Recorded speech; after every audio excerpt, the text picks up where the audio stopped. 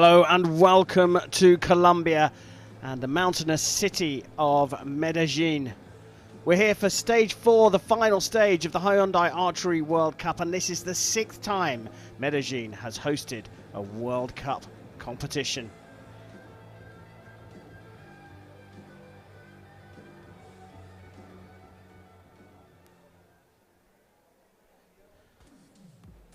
Well, we're in a brand new venue right in the middle of the city here in Parque del Rio. Well, the wind has just slightly picked up. It was very still this morning, but no sign of the rain that we had early on today. A little muggy though at 23 degrees. So you've got the location, you've got the weather.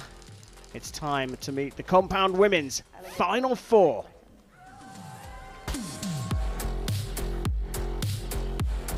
Sara López, Colombia.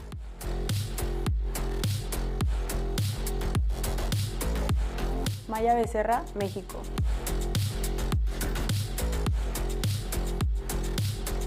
Dafne Quintero, México.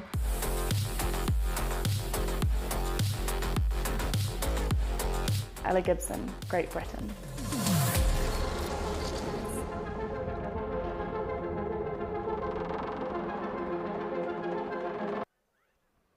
Well, what a final 4 we have. Here is the route through to the semi-finals. Right at the top of the order, arguably the biggest match of the day. Ella Gibson of Great Britain against Sara Lopez of Colombia. And it's an all-Mexican affair at the bottom of the draw. Becerra takes on Dafne Quintero. I'm Karen Bashir, and here come the athletes for semi-final number 1. Let's go down to the field of play for the introductions.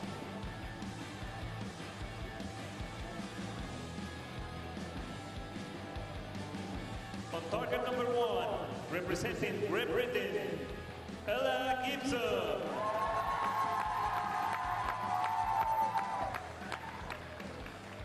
On target number 2, representing Colombia, Sara Lopez.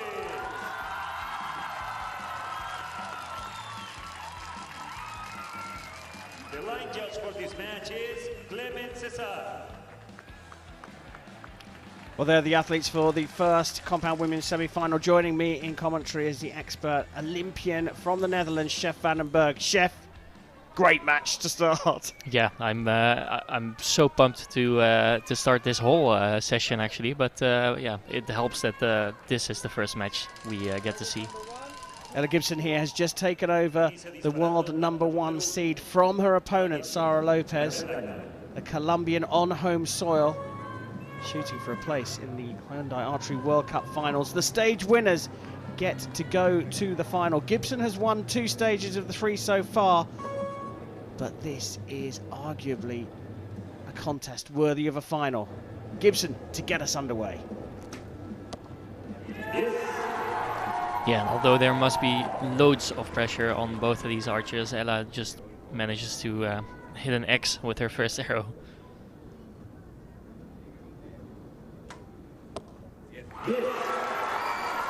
Sarah not too bad either with her 10. Both of these archers have shot against each other earlier on in the team match, so they have been on the field before and both had a taste of how it is here.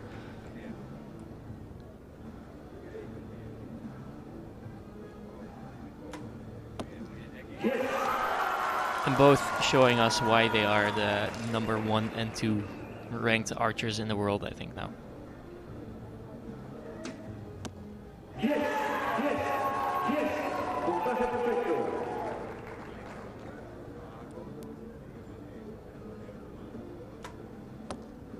Well, what a magic start to this compound women's semi-final. Sara Lopez, the world number 2, just relinquished her position to this athlete here, Ella Gibson from Great Britain, who is on the form of her life so far. She won the first, or she's won 2 of the first 3 stages, and in with a shout for winning a 3rd one.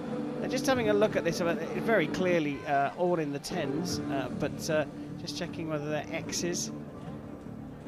But what a stunning season Gibson's had. Just recently winning in Birmingham, Alabama at the World Games. Yeah, incredible. And who did she win over in Birmingham? I mean, this is a repeat of that match, and that's one more reason to make this match super exciting.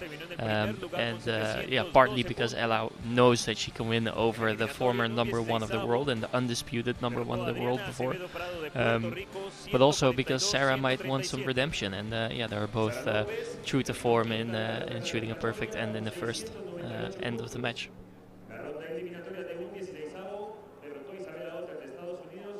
Well, as I said, the 4 stages of the Hyundai Archery World Cup, and all the winners go straight through to the finals in Mexico. Gibson having won 2 of them. Kim Jung-hee winning in Gwangju, Korea. They're qualified. But then, as Gibson's won 2, she gives up or adds an extra ranking qualifier. Start of the second end. Gibson settling in.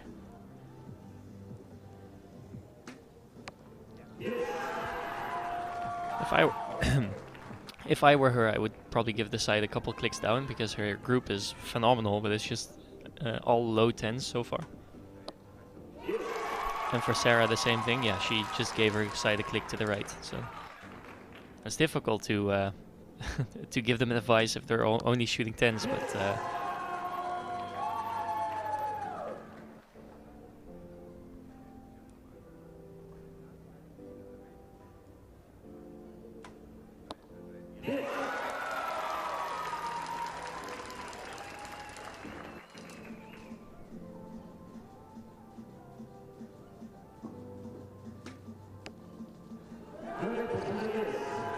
I think that's still catching a line, and sorry for not saying so much, but I'm pretty speechless from just watching. I'm just in awe. The archery says it all, doesn't it? I mean, it's absolutely phenomenal. That's a definite 9 for Lopez. I'm with you that Gibson's 9 asterisk is likely to get measured up. Let's just have a quick look at what's happening with the standings. Ella Gibson and Kim Jun-hee of Korea have already qualified as stage winners. Sara Lopez and Daphne Quintero is coming up in the second semi-final. We get a look at Ella Gibson's arrow, the one on the left. If it's cutting that line, gets marked up to the higher score.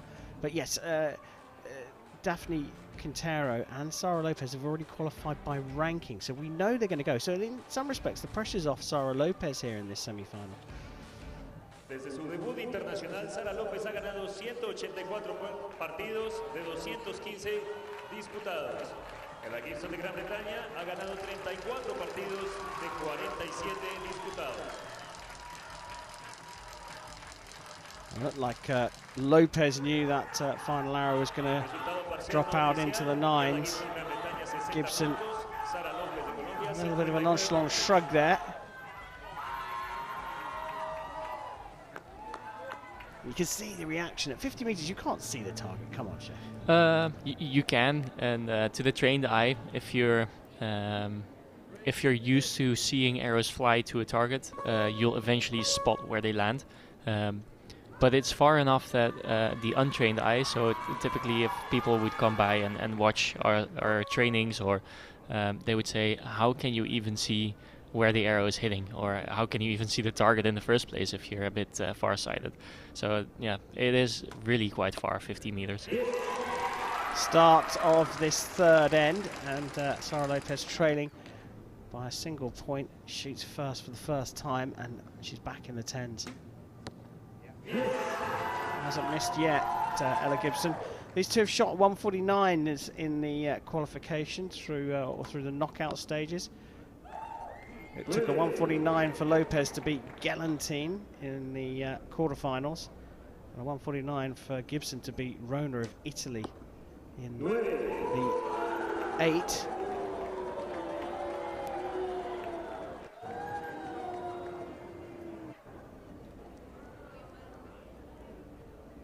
It's safe to say it's a partisan crowd, but that's another 9 from Sara Lopez for a 28 in this particular end. Chance for a 2-point lead here for Gibson, and she secures it, and you hear the yes.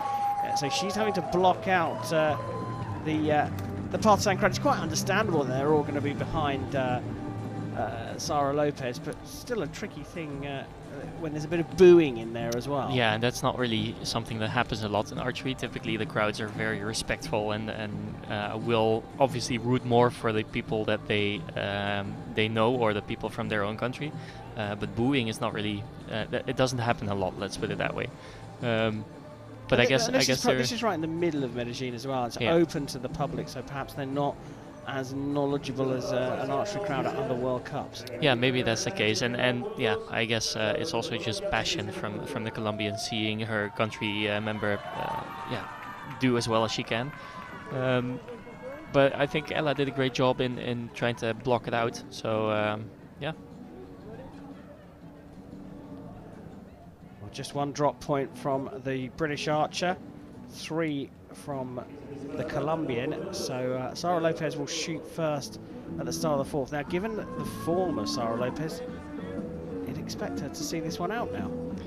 You would, but it's interesting to see. I think the first 9 that Sarah shot, she was kind of like, okay, I shot a 9, that can happen, I just have to hope that Ella shoots a 9 as well. The second 9 she was really not happy with, because she knew that a gap of 2 points is maybe just too much against Ella Gibson in this current form. Another 9 just now that doesn't really help her cause. Yeah, 9 to start set number 4 for Lopez, and just on the line for Gibson. She's getting a bit of a run of luck as well here, the British archer.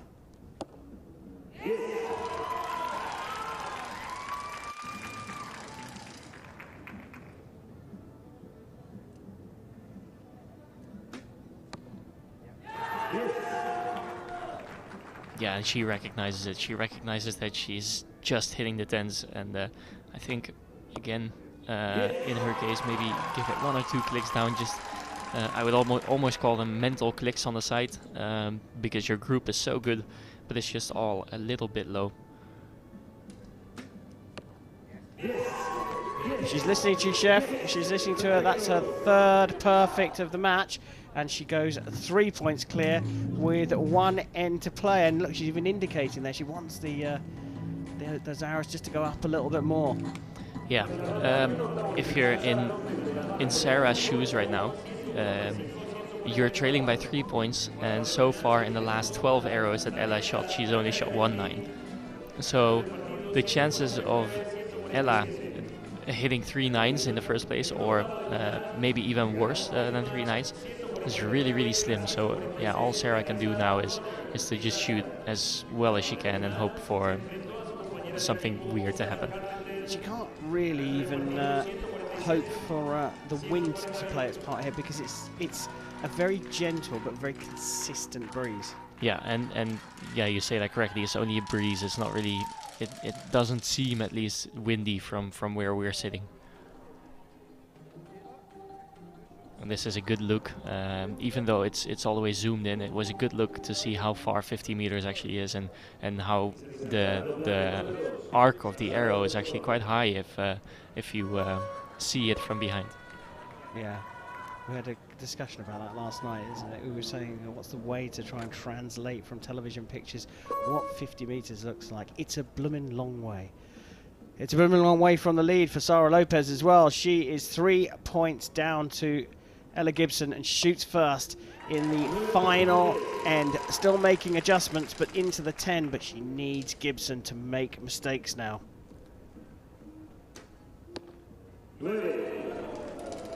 And that would that would be a mistake from Ella's part. That was the furthest from the center she's been in this match so far.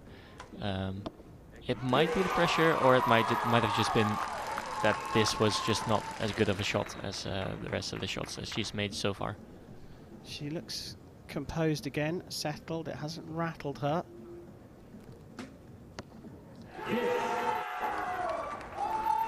Yeah, and with that 10, her next arrow, regardless of what Sarah shoots here, only needs to be in the goal to win this match. Solid finish from Sara Lopez for a 146. Perfect score in that final end. But as you can see, an 8 for the shoot-off anymore, and she is through, and she's done just that. A 10 for a 29 and a total score of 148. The great form of British archer Ella Gibson continues here. Newly crowned world #1, has made it into her third final of 4 this season at the Hyundai Archery World Cup circuit. Full stage in Medellin. Yeah, and it's not like Sarah shot a bad match. If you look at her score, 146 on a finals venue is a very respectable score. Yeah, she was just up against the current world #1, and yeah, I think right now we've been able to see why she's the world #1 at the moment.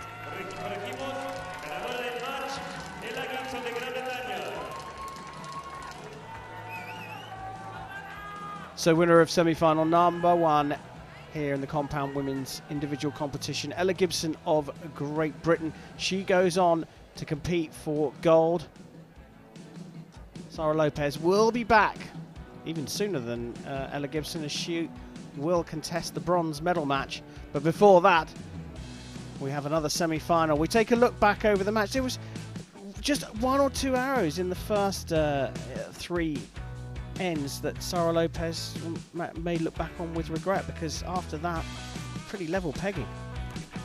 Yeah, I think, was it the third end where she shot a 28? I think that was the deciding moment in this match, where Sarah felt like she was falling behind and couldn't quite catch up anymore.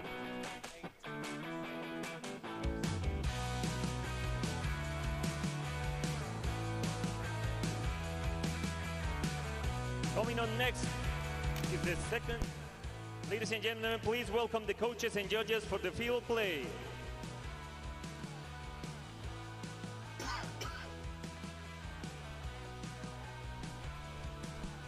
Well, good aerial view of the shooting line there.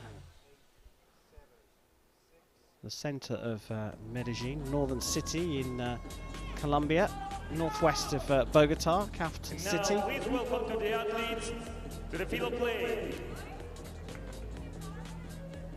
Time for semi-final #2 here at the Hyundai Archery World Cup Stage 4 in Medellin, Colombia, and it's an all-Mexican affair. Let's go down for the athlete introductions. On target #1, representing Mexico, Andrea Becerra. On target #2, representing Mexico, Dafne Quintero.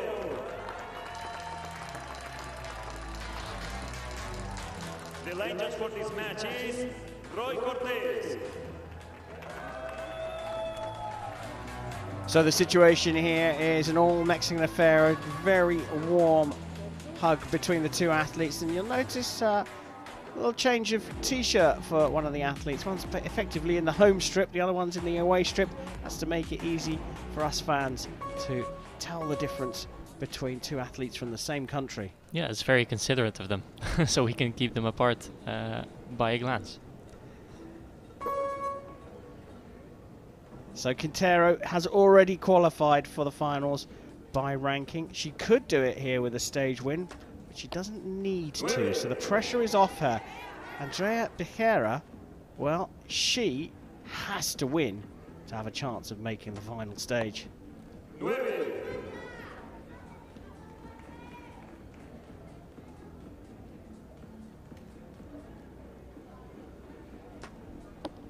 9.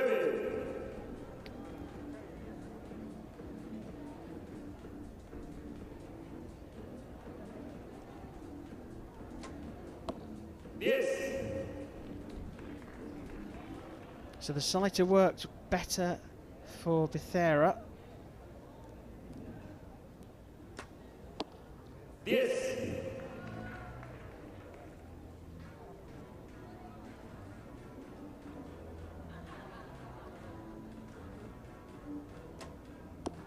10. So a 1-point lead for Becerra. Although Quintero so far has shot better scores in the knockout round, so like the edge would go to Quintero so far. but then again, Becerra has ranked higher, so there's a bit of a bit of both sides looking at the statistics here. Interestingly, Becerra also came through the other Mexican, Alejandra Esqueno, in the quarterfinals, and she had to go through a shoot-off, an X10 shoot-off, after both athletes shot a 1:45. So under pressure, perhaps Becerra has the edge.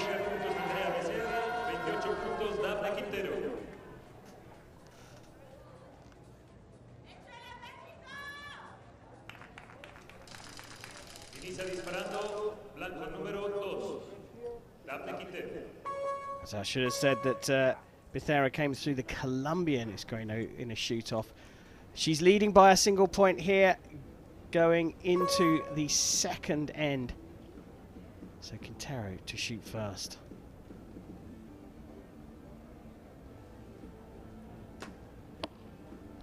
Yes. And you would say 21 years old, 20 years old, they must not have so much experience just yet. But actually they have quite a lot of results on the world stage already. Even though I think their combined age is less than some other people in this room. Yes. Just be careful, Chef Vandenberg. This is your first outing at a World Cup, and it may well be your last. Although the producer of my ear is congratulating you for that.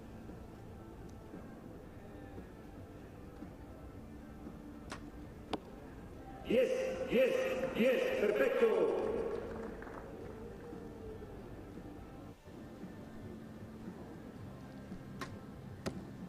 Yes.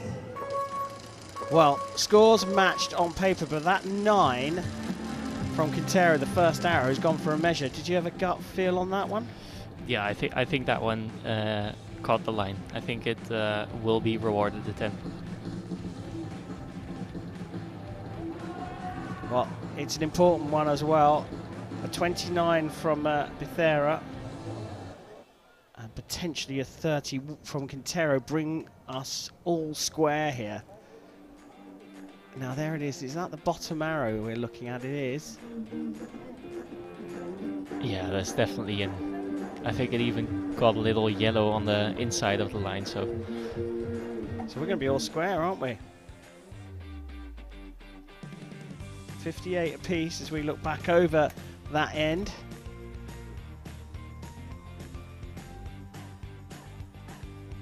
they look really relaxed in this match, and that's one of the things that can happen. You're either extra nervous because you're shooting against a teammate, which is an annoyance to be fair, because yeah, you're gonna either win over a teammate, which sucks, or you're gonna lose from a teammate, which also sucks. So it can bring some extra pressure, but it can also feel more relaxed because you're around the people that you know, and yeah, you can basically be who you're typically shooting against in trainings. Start of the third end. Yes. And Quintero shooting first again, starts with a 10. Yes.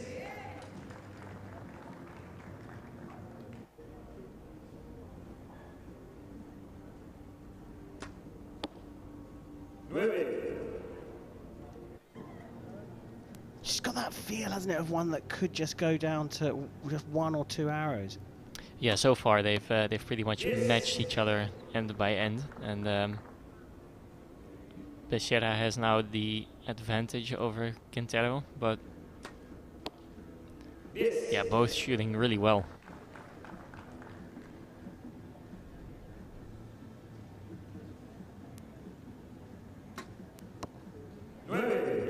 And there you go. She just wouldn't allow to have a difference in this match. I think that she wants to go for another shoot-off since she's won the last one. Yeah. I mean, it's incredible. The pace that the other match went out at, it had a different kind of intrigue that it was shooting so well. This one, they seem to, as you're indicating, just dropping points at the same time or within the same ends, and it still keeps you on the edge of your seat. Yeah, which is intriguing in its own way. the other match was intriguing because of the sheer level of shooting, but yeah, this is, to be fair, they're shooting 29 average, which translates to a 145, and that's a very decent score.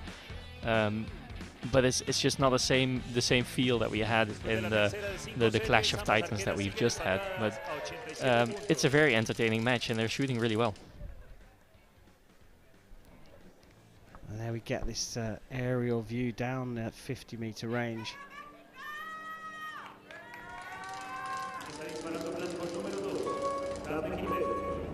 So all square between the two Mexicans, Becerra and Quintero. Quintero is going to shoot first in the fourth end of this compound women's semi-final.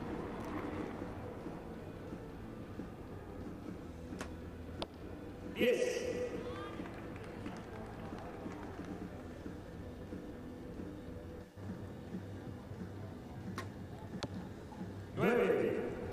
Yeah, just judging by her reaction of her bow hand, she knew that was going to go to the left, and yeah, she had like a Hail Mary. She tried to push it back into the 10, but couldn't quite manage. I think this is Quintero saying, "I'm done with this this level pegging. I wanna take the lead here." Yes. And that's the response from Becerra, right in the middle of the target.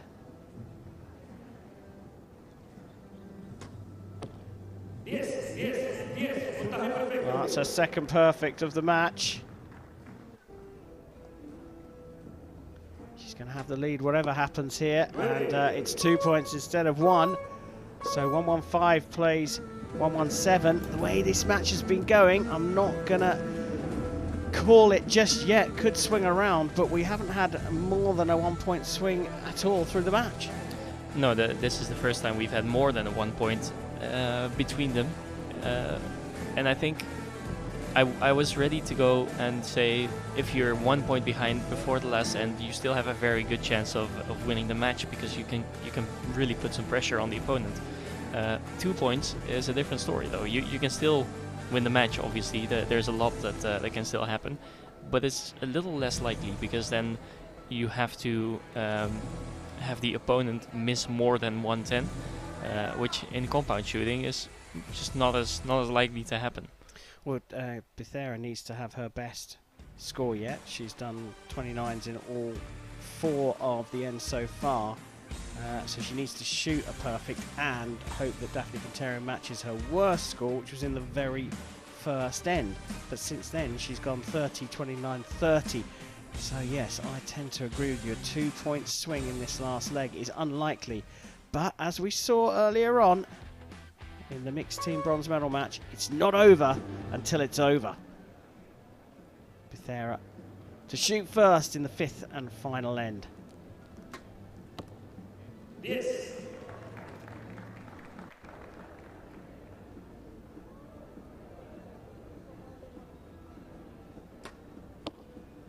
Yes. She looks like she's found her pace. Maybe I feel like halfway through the match she started to really get a grasp of what she was doing. Yes. And I think now that the pressure is off Andrea Becerra, I think she manages to shoot her preferred shot as well. Yes. Yeah, and both of these two needed to up their game because both of them are going to face tough matches, whoever wins this one. Finishing with a 30 for Becerra for a 145, a predicted score from Chef Vandenberg. 147 available to Quintero. And she shoots a 146, and it's a 1 point win for Daphne Quintero. And that's great for her. She moves on into the final against Ella Gibson of Great Britain. But it's doubly bad news for Andrea Becerra. She can't win gold here, and that means she can't qualify for the Hyundai Archery World Cup on home soil. Unless she's picked for a host nation spot, and that would be required. That would be meaning that only one Mexican has already qualified. Yeah, so she still has a shot at the World Cup final, But yeah, it depends on the federation now how they had the selection go. If it's just appointed to somebody, or if they had to shoot for it. If it's based on World Cup points, that's always a matter that's decided by the federation, the host nation.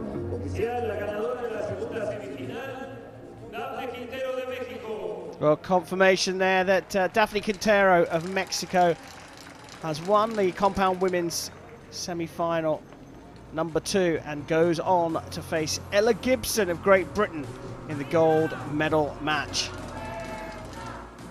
Andrea Becerra, her teammate, having lost out, will go on to face Sara Lopez of Colombia in the bronze medal match. We take a look back over this semi-final. It was a really tight affair, Chef. Yeah, this was a really tight match up until the end. I mean, or pretty much throughout the whole match. It was super tight. Even though there was a gap of 2 points, she managed to shoot a perfect end of 30 and got within a point again. But yeah, in archery, it's either black or white. You win or you lose. And yeah, even though she shot a good score, she lost, and she's facing the former world #1 Sara Lopez for bronze. So it's a bit of a a sour one to take. Well, that bronze medal match will be coming up very shortly here in the heart of Medellin.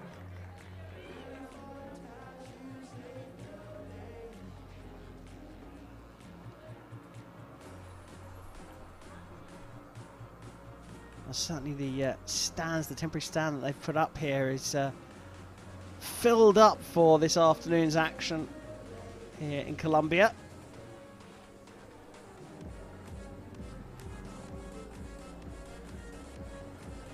Yeah, this morning the stands were shielded for the rain. They had a bit of ceiling and a bit of shelter from the rain, and now it looks like they can use that same shelter for the sun. So it's changed a bit, and for the better, I think. It's nice to see it a bit sunny now.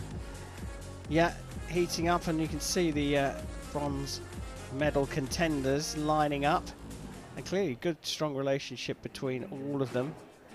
Colombian coach having a bit of a laugh with Andrea Becerra. Well, get a quick update on the situation so far. Ella Gibson coming through the top of the order, goes into the final, and she will face Daphne Quintero. So the semi-final losers, Sara Lopez and Andrea Becerra, take each other on in the next match.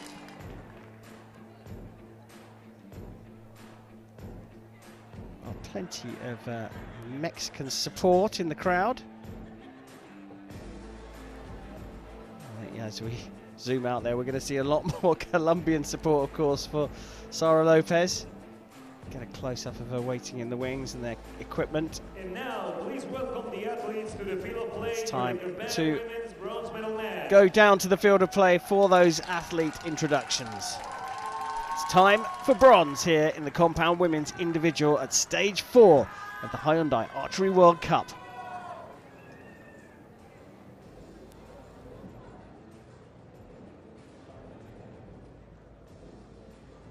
On target number 1, representing Colombia, Sara Lopez.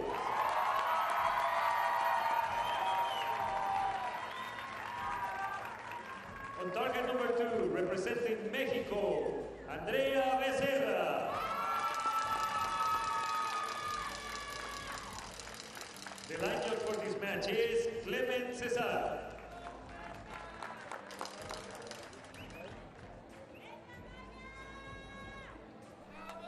So athlete introductions done. Andrea Becerra of Mexico takes on Sara Lopez of Colombia. Chef, one name, who's going to win this?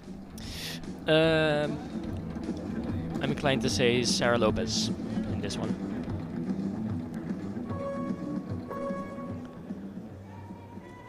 Well, in some respects, the pressure is off completely for Becerra. Pressure's off Sara Lopez as well, because she's already qualified for the finals, but she is on home soil and she'll be desperate to be on that podium.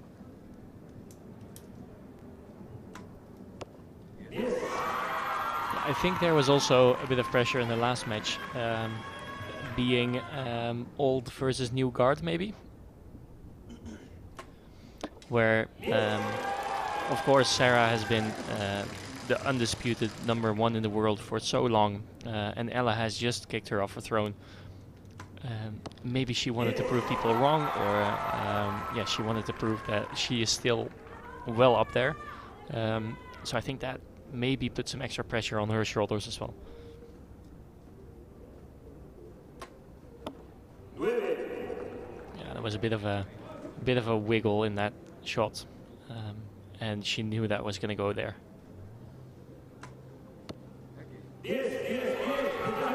What a start from the Colombian.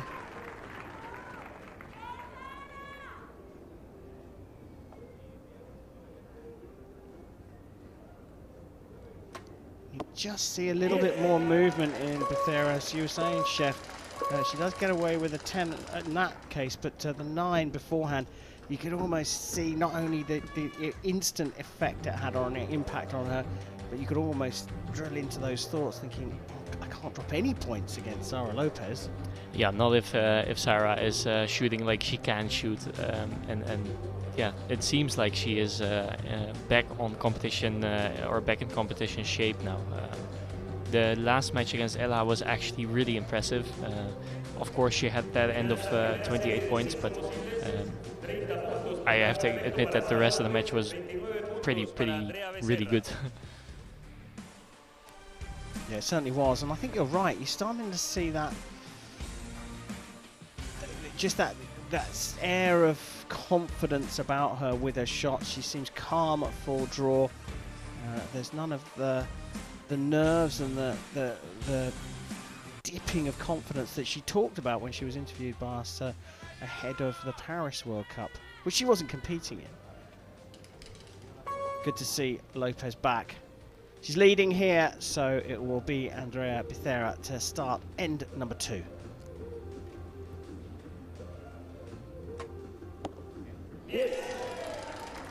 There's a lot of body language when Becerra is shooting, but I think it's just part of her style. I don't know her that well, so I don't know if she always does this, but it does seem to come naturally to her. So it's not necessarily that when the bow is thrown around it's a bad shot. I think it's just a reaction to where her pin is at the moment of release.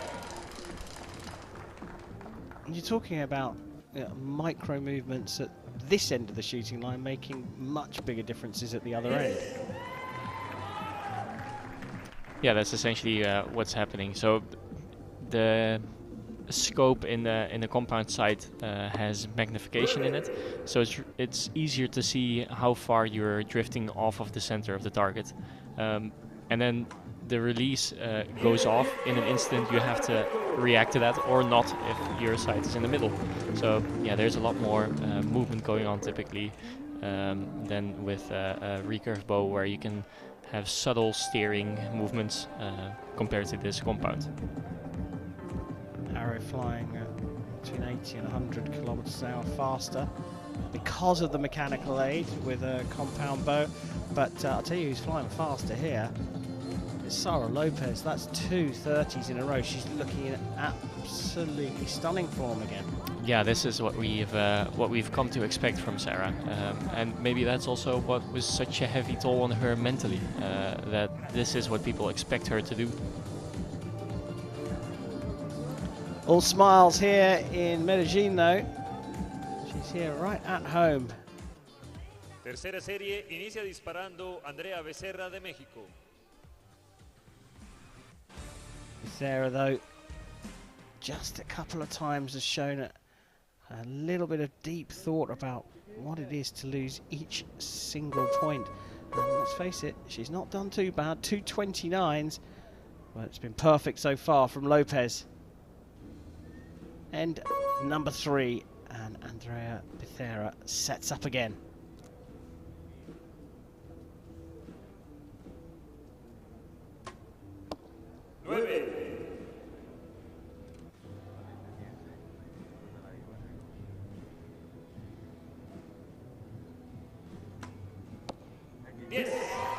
So I said before that Becerra, like even though she's only 21 years old, she has racked up quite a lot of experience already.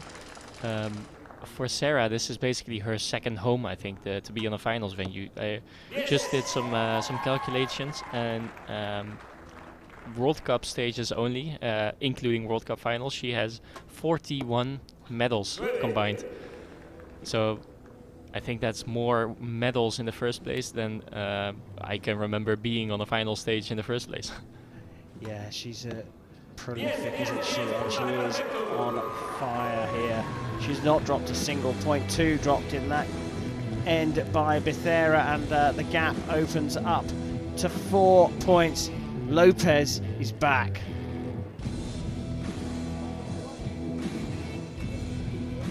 Yeah, I mean, I've written down on my notes 6 times Hyundai Archery World Cup final champions, and she's unique in that respect. First athlete to ever do that, and the only athlete to have done it so far.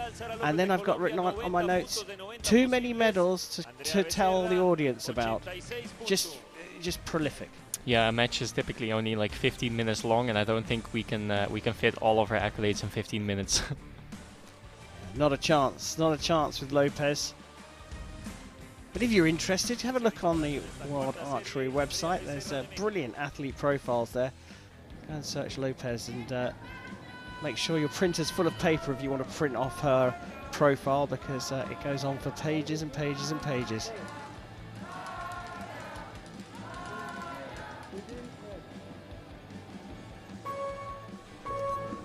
So women's compound semi-final are done, and these are the losing semi-finalists going for the bronze medal step of the podium. It's a winner takes it all kind of situation, and Becerra is trailing by 4 to Lopez.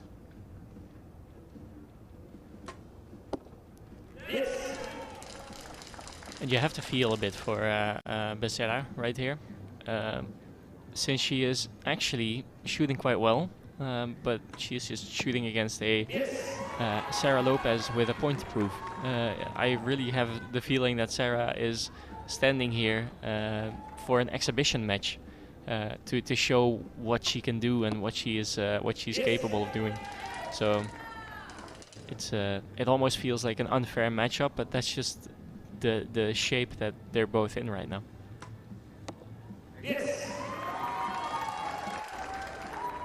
Don't say it.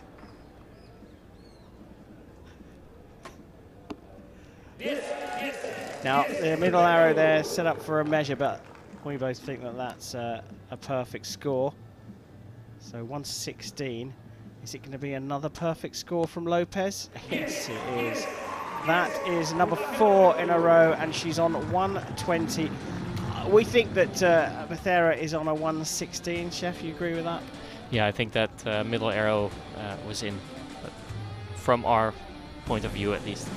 Yeah, we're not in the best position to see those targets where we're sitting, but that's what the target judge is for, and we'll wait, as does Andrea Becerra, that measure on that second arrow.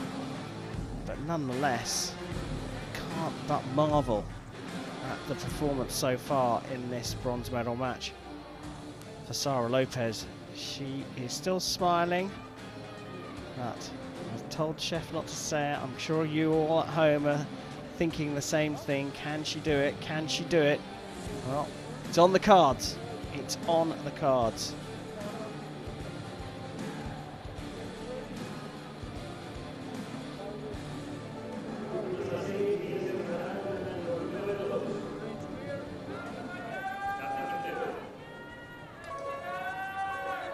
Fifth and final end. The athletes there are really kindly offering each other the best of luck going into this. Becerra, trailing by 4, will shoot first.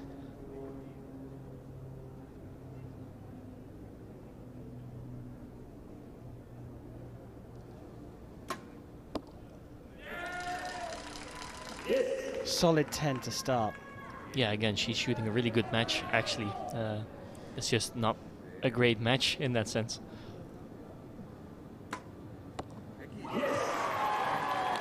just had the feel of a little slightly longer hole, just ever so slightly. But in the 10, in the middle of the target as well. Good stuff from Becerra.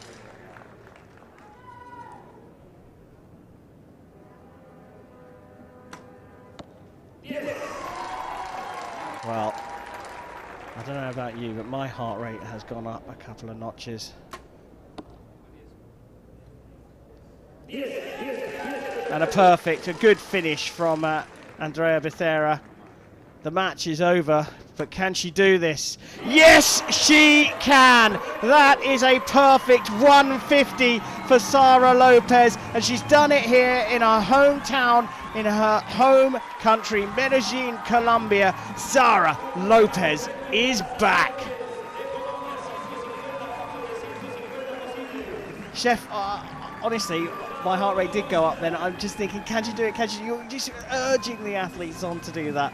A 150 is such a special thing on a podium. Yeah, it is. It is special on the podium. It's special in the first place to shoot 150, especially for the women. And it must be special for Sara, as she was the first woman to ever shoot a 150 in a match. So, and if that one arrow is called in, that's they're now looking at, from I think she might have equaled her first world record. So, yeah, it's so four tens and the rest X's, is that right? Or 3 tens?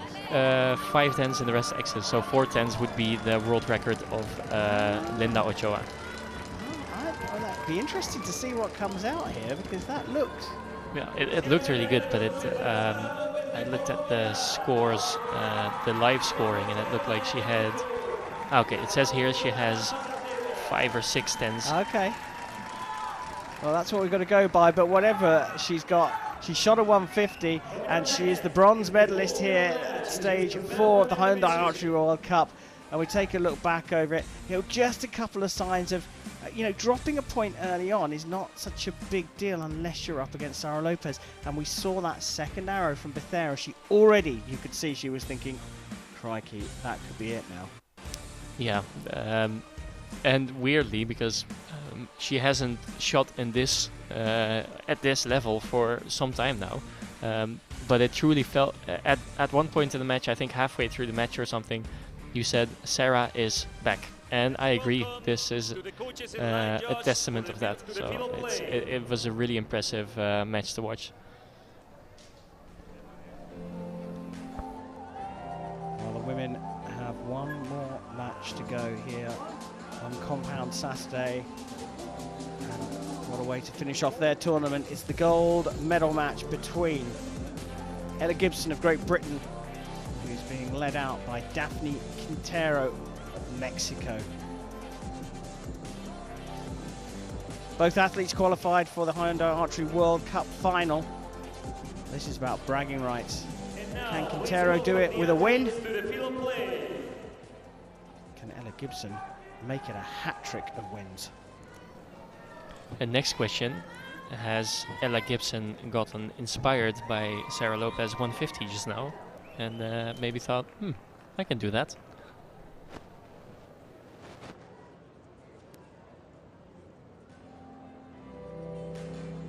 On target number 1, representing Great Britain, Ella Gibson.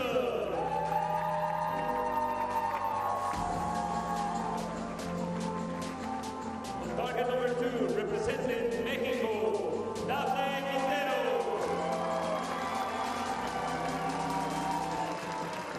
The legend for this match is Roy Cortez.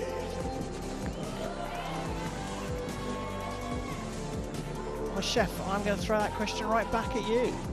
Is she going to be inspired by that Lopez 150? I don't know, but I sure hope so. Well, it was a cracker. We were just saying while the athletes were being introduced, it wasn't just a great 150, it was an absolutely superb 150 from Sara Lopez. The grouping in the centre, well, not far off the world record, not quite as far as we know. But now we turn our attention to the gold medal match.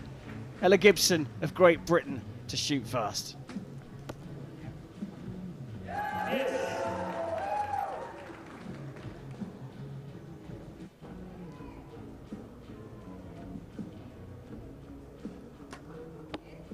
I think this might be a really good matchup. If I recall Quintero's match just now, she was getting better throughout the match. The second half of the match felt better, at least to watch. And Ella was good throughout the whole match. I think this might be a really good one. Yeah, you've got to fancy Gibson, like you say, from the way she was shooting in the semi-final. Bethera just got better and better, but Gibson starts with a perfect. Yeah, just like she did in the semis.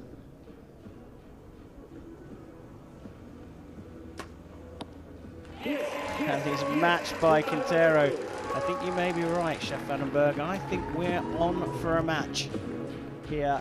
Both athletes starting with 30. They've, of course, had some acclimatization to the podium in recent times. They've had their lunch break and they've come back out, had a semi-final that they both won. Now they're both right in the middle of the target. Gibson there looking very relaxed indeed. She's got nothing to lose. She's already won 2 stages. She's qualified for the finals. Surely she'll be thinking, oh, can I get 3 out of 4? Yeah, and she might be thinking, I have something to prove now that I'm the newly awarded world #1.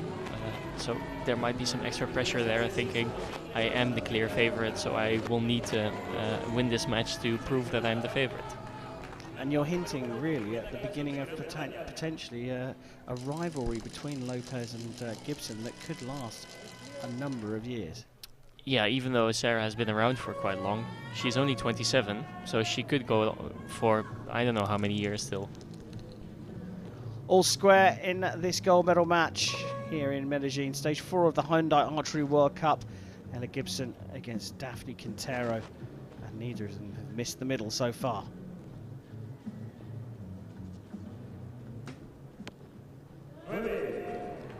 What was that you said to me earlier about commentator's curse, Kareem? It was my turn. Door open for Quintero. And for now, she's capitalized.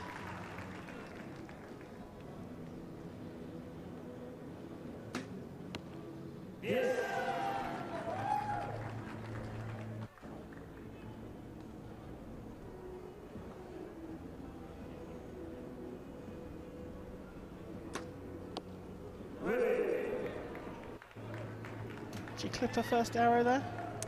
I don't think so. I think it was just the vibration of the impact.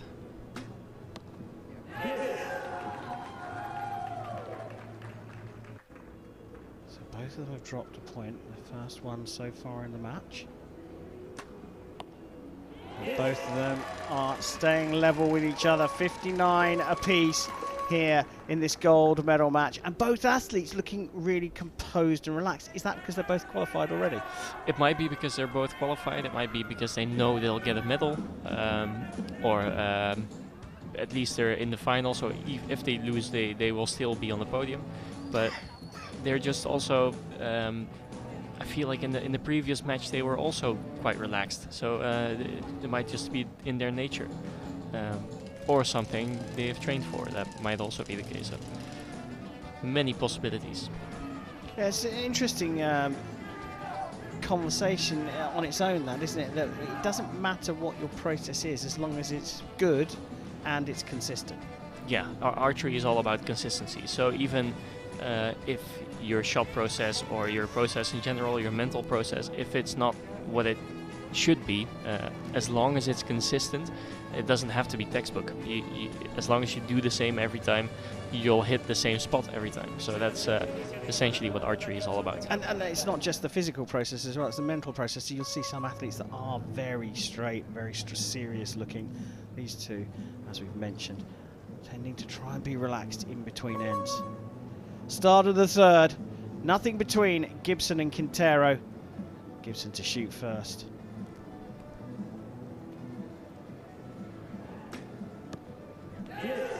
Bit of a different approach in terms of shooting technique by these two archers, where Ella has a bit of a bent arm to allow for more control during the aiming motion. So you can see here she pulls back and then she slightly bends her arms, or her left arm I should say, leans into the shot a bit. It's almost a bit Schlusser-esque, and that just gives you a little bit more control while aiming. Whereas Quintero, she has a straight arm, which is a very strong bone-to-bone connection, so it makes it easier to be relaxed in your shot. But it's difficult to get as precise of an aim in because you're doing everything from the shoulder instead of having your whole arm to your being able to use your whole arm for aiming. Well, marked as a 9 here, but called as 3-10s for Quintero in the stadium. We didn't quite see that final arrow, so we await that. But if Becerra does get that 9 marked up to a 10, then she will have the lead. Gibson, though, staying quite relaxed. Going back to that aiming and the bent arm, so you're effectively saying that just by bending the arm a tiny little bit, you're changing where the aiming is coming from. It comes from the hand rather than from the shoulder. Well, if you bend your arm a little bit, you can either bend your arm a little more or stretch your arm a little more, so you have a bit of leeway there. Whereas if you have your arm all the way stretched, then you cannot do that. So you have to do everything from the shoulder. So your arm is basically an extension. So see it as having an extra point to hold a broom handle with, for instance. If you hold a broom handle from the end and want to press a button 2 meters away, it's always going to be more difficult than when you have 2 points of contact in the broom handle. So that's maybe a good way of explaining it. Yeah, good analogy, very good. Even I understood it at my age.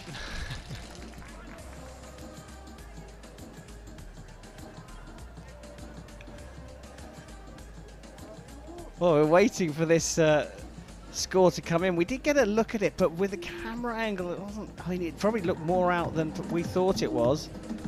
But was it clipping the line? It wasn't, and it has been marked down to a 9. 88 plays 88. Still nothing in this. 6 more hours to go. Ella Gibson of Great Britain will start in number 4.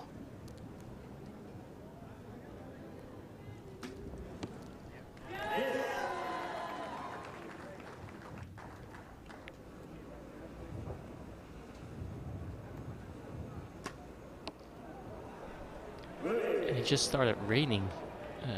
I was gonna say a little bit, but the fact that I can see the droplets on the camera is probably a sign of it raining quite a lot. So this is something that the archers will have to take into account because the arrows might hit a little lower because of raindrops hitting, but also some water hitting the string and therefore the string being a bit heavier. And you can maybe see it at Quintero's group, for her arrows are a bit low. Well, Gibson's adjusted straight away to it and shot another perfect score. And perhaps a slight over adjustment there for a 27. And look what difference 3 arrows can make. They've been square through the first 3 ends. 9 arrows apiece, and they just both dropped 2 points. But here it's the rain dropping that's caused Daphne Quintero to drop 3 points. Still keeping a smile on her face, but you can now see that rain coming down a lot harder. Do you think it was just as simple as those first 2 arrows were rain affected? I think it might have been. The first arrow was just too low to hit the 10 ring, so I think I'm speculating here, but I think she might have thought like, oh, that could have been me in any case. And then the second arrow hit even lower, so she was like, oh, then the third arrow might be even lower, so she adjusted, but maybe over adjusted and therefore hit the last arrow high 9. And I think Ella, being used to rain, I suppose, since she's from Great Britain, was able to adjust immediately, and I don't know if she adjusted with her sight or in her shot, because different people have different approaches, but I think the rain had something to do with 3 9s that Daphne shot. Well, it's coming down a lot harder now, and that means that it could affect Gibson more in this particular end. In number 5, last 3 arrows, Becerra perhaps still over-adjusting from the 2 low hours at the beginning of the fourth. Goes high again. 3-point advantage at the beginning of the end. Make that 4 now for Gibson. 2 wins already this season for Ella Gibson from Great Britain.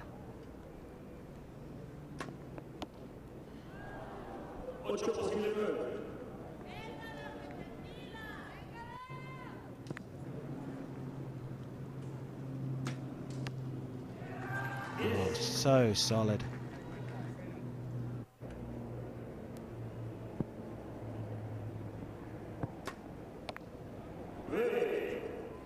So 141 potentially could get marked up for a 142.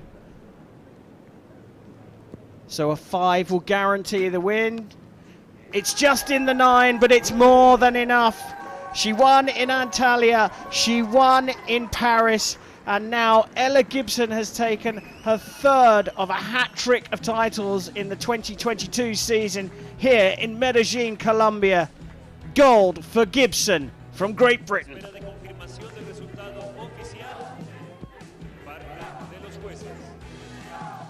What a difference a spot of rain makes, Chef Vandenberg. Yeah, I feel like when the rain came down, Daphne was she was chasing her side mark. I don't think she hit a 10 after that, did she? No, so basically dropped right down out of the 10, dropped even lower, tried to adjust, went higher and higher, and then tried to adjust again and went low again. So I would say chasing side marks. Well, confirmation that Ella Gibson of Great Britain has taken the title here in Medellin in the compound women's individual. It's been a tremendous season for her. Her 3rd stage win here in Colombia. She's done it all this season, including moving up to the world #1 position. We take a look back over the match, and look, it was tight throughout, Chef, until the conclusion of the 3rd. There was nothing between the 2 of them. No, the 1st, 2nd, and 3rd end, I think they were all tied.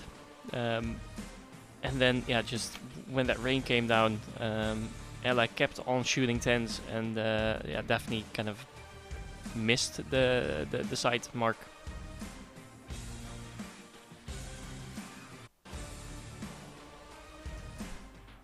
Yeah, now look at this weather. It's got pretty dicey out there. That's looking very nasty indeed. Makes for interesting times for us looking ahead, because we're only halfway through this session. There's more to come. But before we get to the medals, the very damp medal ceremony by the looks of things, we are waiting to hear from the champion of Colombia, Ella Gibson from Great Britain. Just look at how the weather changed. It changed so quickly. So there must be a bit of a breeze blowing now. Chances in this part of the world that this will blow over quickly, but equally, if the wind drops down, we're going to be in for a very wet rest of the session.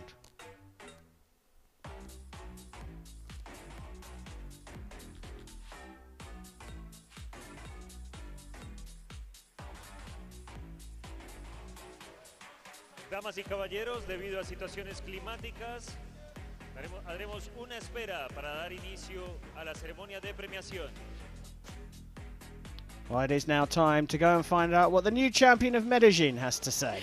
Ella, congratulations. What a fantastic achievement. How do you feel? I feel amazing. I mean, I knew it was going to be some really hard matches. Having a semi-final against Sarah Lopez was definitely an anxious, hard one, but I'm really happy with how I shot. Of course, you're always going to have a few nervy shots that you wish you could take back, but for the most part, it went really well. And then I went through to gold and just tried to relax and enjoy the match and came away with the win. I feel amazing. This wins really confirms you as the world #1, isn't it? Yeah, I think that's important for me. You know, I think I became world #1 at the beginning of this week, but of course that puts a lot of expectation on yourself, and you still want to be able to perform and show that you do deserve that placement in the ranking and that it isn't like a one-off or fluke or anything like that.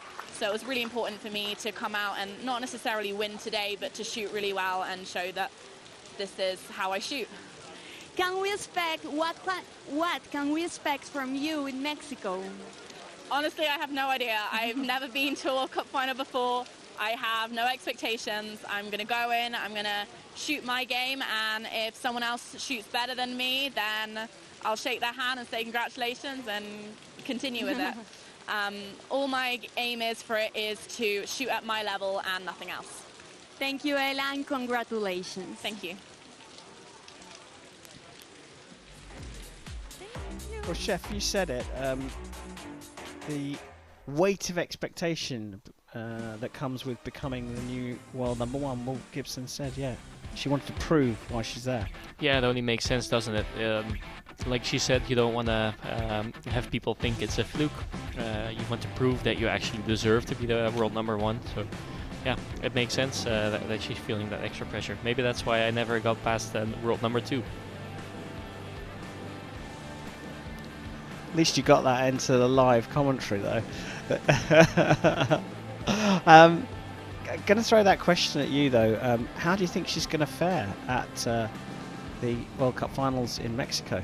Well, so far, every time we've seen her on the finals venue, it seems like she has just prevailed. It seems like she is feeling very at home at the finals venue.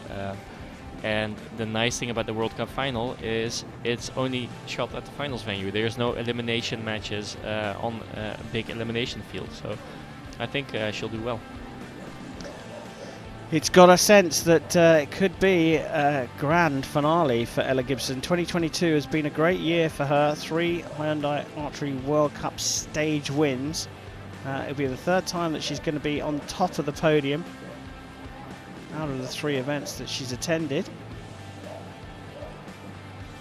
And I get a feel that I may just have slightly delayed the medal ceremony to let this inclement weather pass by.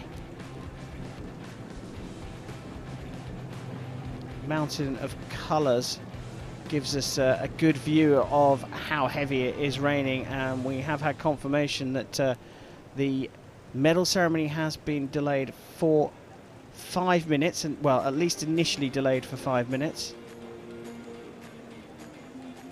We'll be back for that ceremony, though.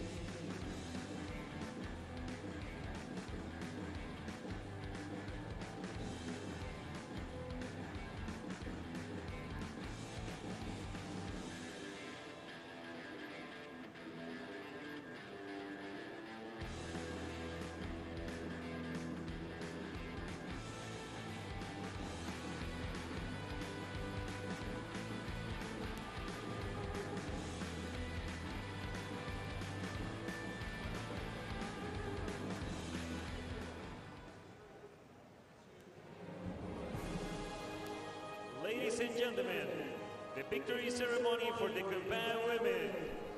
Well, as you can probably hear, it's time now for the medal ceremony for the compound women's individual competition here at the fourth and final stage of the Hyundai Archery World Cup.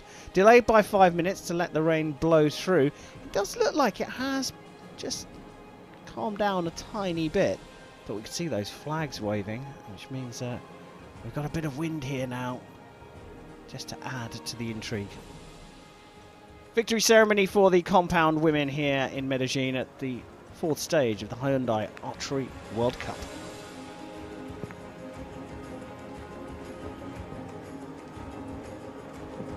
Medals will be presented by Medellin Council member Carlos Romero. Gifts will be presented by World Archery Secretary General Tom Dillon.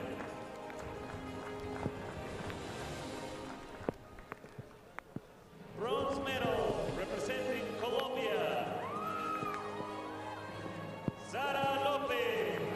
Well, the semi-final that she lost to Ella Gibson in was worthy of a final. They both shot really well, but in the end, Gibson came through that one.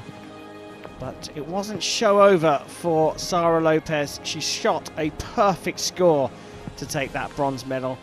And along with Gibson's hat-trick of wins this season, that has to be a highlight of all four stages. Tom Dillon, their Secretary General of World Archery, clearly also delighted by seeing that performance. Silver medal representing Mexico, Daphne Quintero. Well, she won the Battle of the Mexicans in the second semi-final against teammate Andrea Becerra. Just a drop of rain caused her a problem in the final end of the gold medal match, but it's a silver medal for Daphne Quintero, and we're going to see her, as well as Sara Lopez, at the Hyundai Archery World Cup final in her home country of Mexico later on in the season.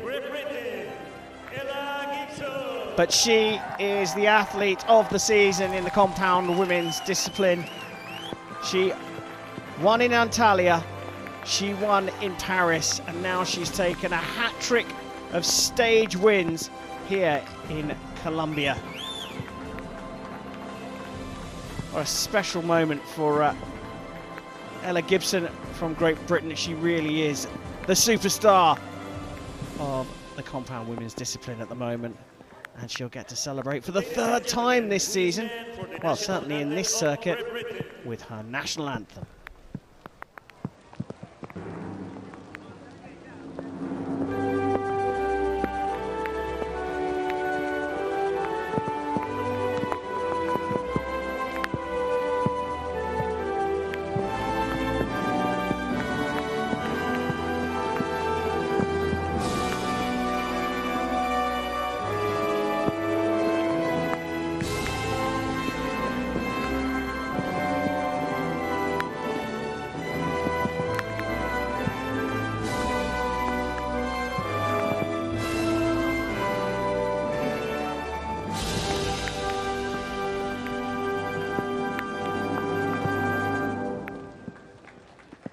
Ladies and gentlemen, please give a warm round of applause. Well, Chef, amazing performance here from all three of these athletes. Lopez with bronze, Quintero with silver, but Gibson, what a season she's had. Yeah, and in both the semis and in the gold medal match, shooting a 148, 147. And just incredible high scoring by her throughout the whole. Yeah. Yeah, incredible season, and it's not over yet. So Gibson at the top of the pile from Quintero. And well, here's the World Cup rankings. 4 stages complete. Kim Yin-yi taking the gold in Gwangju in the Korean third stage of the tournament. The other 3 stages going to Ella Gibson. And then we see the athletes qualified by ranking. Lopez, Quintero, Osqueno, Yatmar from Estonia, and Gelantine from Denmark. We will have one other athlete make it 8 with the host nation place going to one of the Mexicans. I wonder if that's going to be Becerra. Yeah, from what we can see from here, that would be the most logical option. But what people or what host nations sometimes do is they will put somebody forward who is young and up and coming to get some experience. So there's different ways to go about it. Well, I think as a neutral, my heart would go out to Andrea Becerra if she wasn't to get that place. Hopefully her performance here has done enough to persuade the Mexican Archery Federation to select her. Women's competition done, so time to turn our attention to the men's competition. Shall we meet the final four?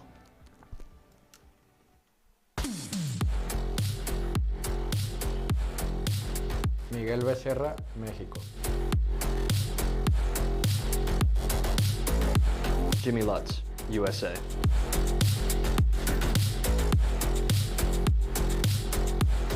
Jean-Philippe Boulge, France.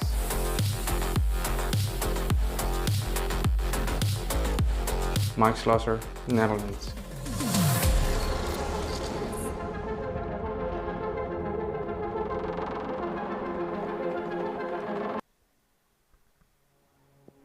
Well, it's a fantastic Final Four that we've got coming up. Let's take a look at how they got to these semi-finals. Schlosser coming through the top in a tight match against Fullerton, goes up against Miguel Becerra of Mexico, a tight one against Girard.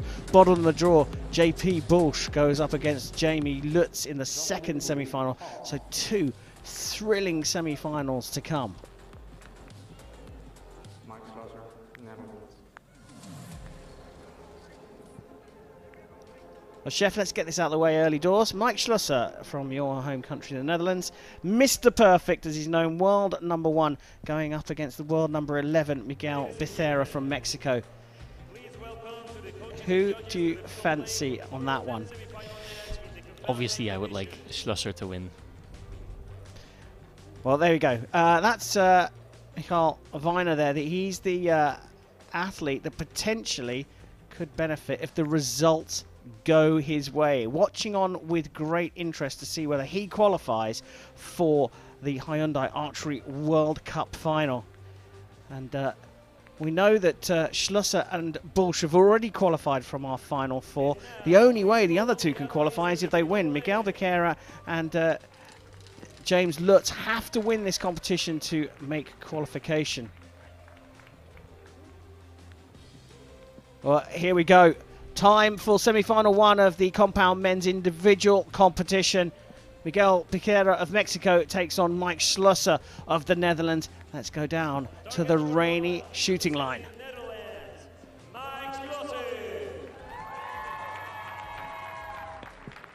Target number 2, representing Mexico, Miguel Becerra. The line judge for this match is Roy Cortez.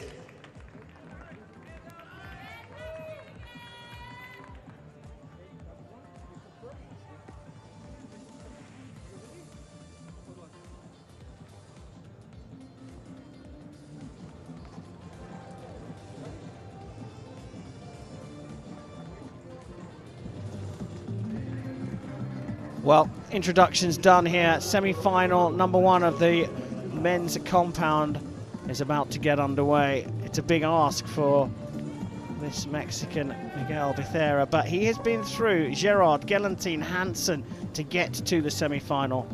Mike Schlosser, though, Mr. Perfect, is a different ask.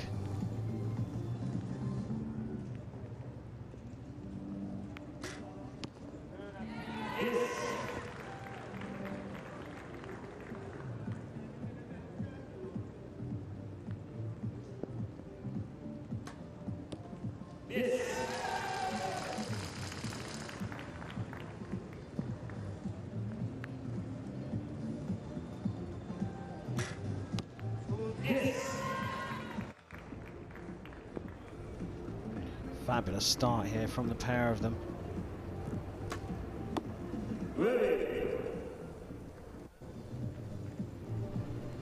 This is an early opening for Mike to get the lead, and I think Mike functions best when he's in the lead. And that is a costly shot, I think, because this gives Miguel the idea that it's okay if I shoot a 9 every once in a while, because he also makes mistakes. So it can give him some confidence in this match. A lot of pressure on Becerra, though. He needs to win this competition to qualify for the Hyundai Archery World Cup final. Similar lineup story in the second semi-final. JP Bursche already qualified by ranking, and Jimmy Lutz requiring the win. But interesting, we saw Nico Vino, we see him in the background here, front row behind the shooting line in the red top, long sleeve top with the cap. The Austrian has a chance of qualifying, but he needs the results to go his way, right? So if Becerra or Lutz win this, he drops down the rankings and misses out on Mexico. So he's basically cheering on Schlosser here. Yeah, he'll be cheering for either one of the European archers in the running still, because that's the two that he would like to win, or he would like to have take the win. Yeah, nervy moments. Jimmy Lutz as well. Isn't there a story there? Braden Gelantine perhaps could miss out. The superstar could miss out if Lutz makes it through. We'll have to look at the ranking points to confirm that, but there's stories abound here. 29 apiece though in this semi-final. Let's get back to the action on the range.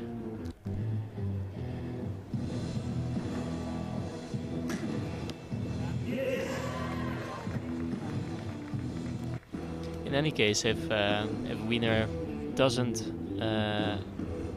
get the spot for the World Cup finals, he at least got a spot at the VIP seating.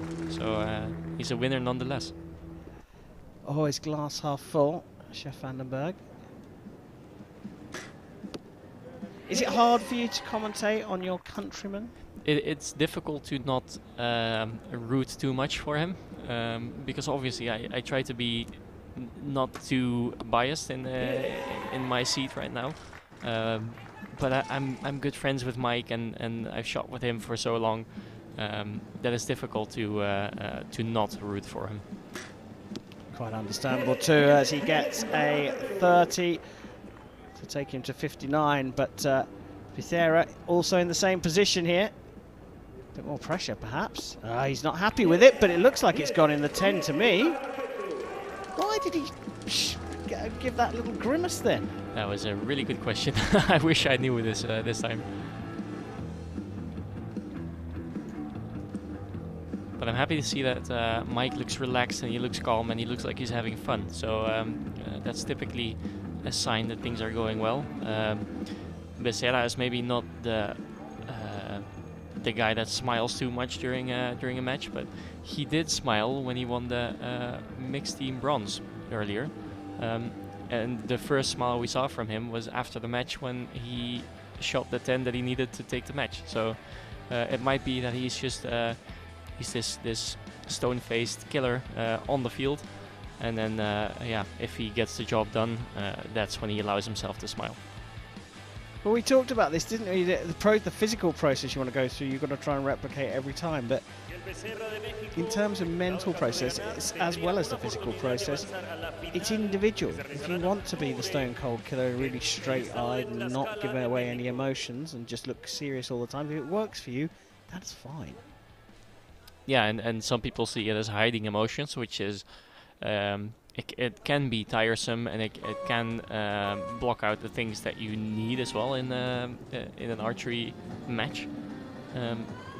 But yeah, there's something to say for that, because you also don't want to have too much emotions go through and yeah, let them block out the rational stuff that you need in an archery match.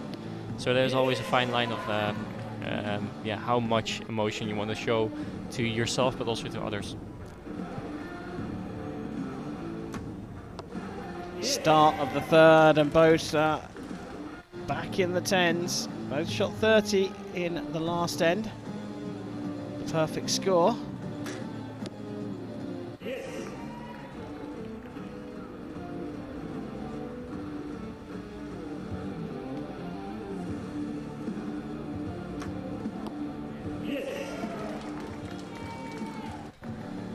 This is some really high-level shooting. They've both shot 1-9, but for the rest, their groups have been really small.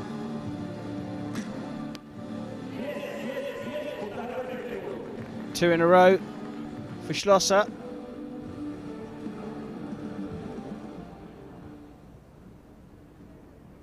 Bit of movement there. Two in a row though for Miguel Becerra, and there is absolutely nothing between these two. No, it seemed like he wasn't too bothered with that little bit of movement that he had. I think he knows when to, start extending and start making his shot happen. And I don't think he's too bothered by a bit of movement in his side picture.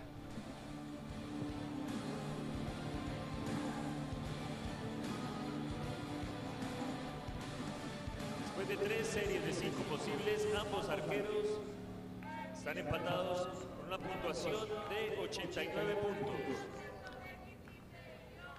Yeah, I think at the level that these shooters are at, in the top 4 of the World Cup, they will know at the instant the release 8 goes off, or you make the release 8 go off, because they both shoot a thumb trigger. A little bit of different tactics in how they operate them, but they both have a thumb actuated trigger device. They know at the moment the arrow leaves the bow if it's going to be in the 10 or in the 9. So it's just it's a matter of having the right frame of mind to realize if it's going in or not, essentially. Well, they've both been putting it into the centre of the target. The start of the 4th end of 5. Nothing between them. Schlosser to shoot first.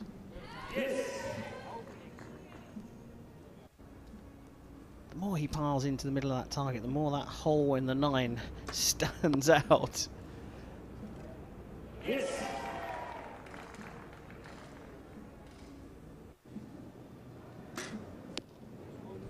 Incredible. He wasn't too happy with the shot. I think it went, the release went off faster than he would have liked, but luckily his sight was where it should have been. This is phenomenal shooting from the pair of them.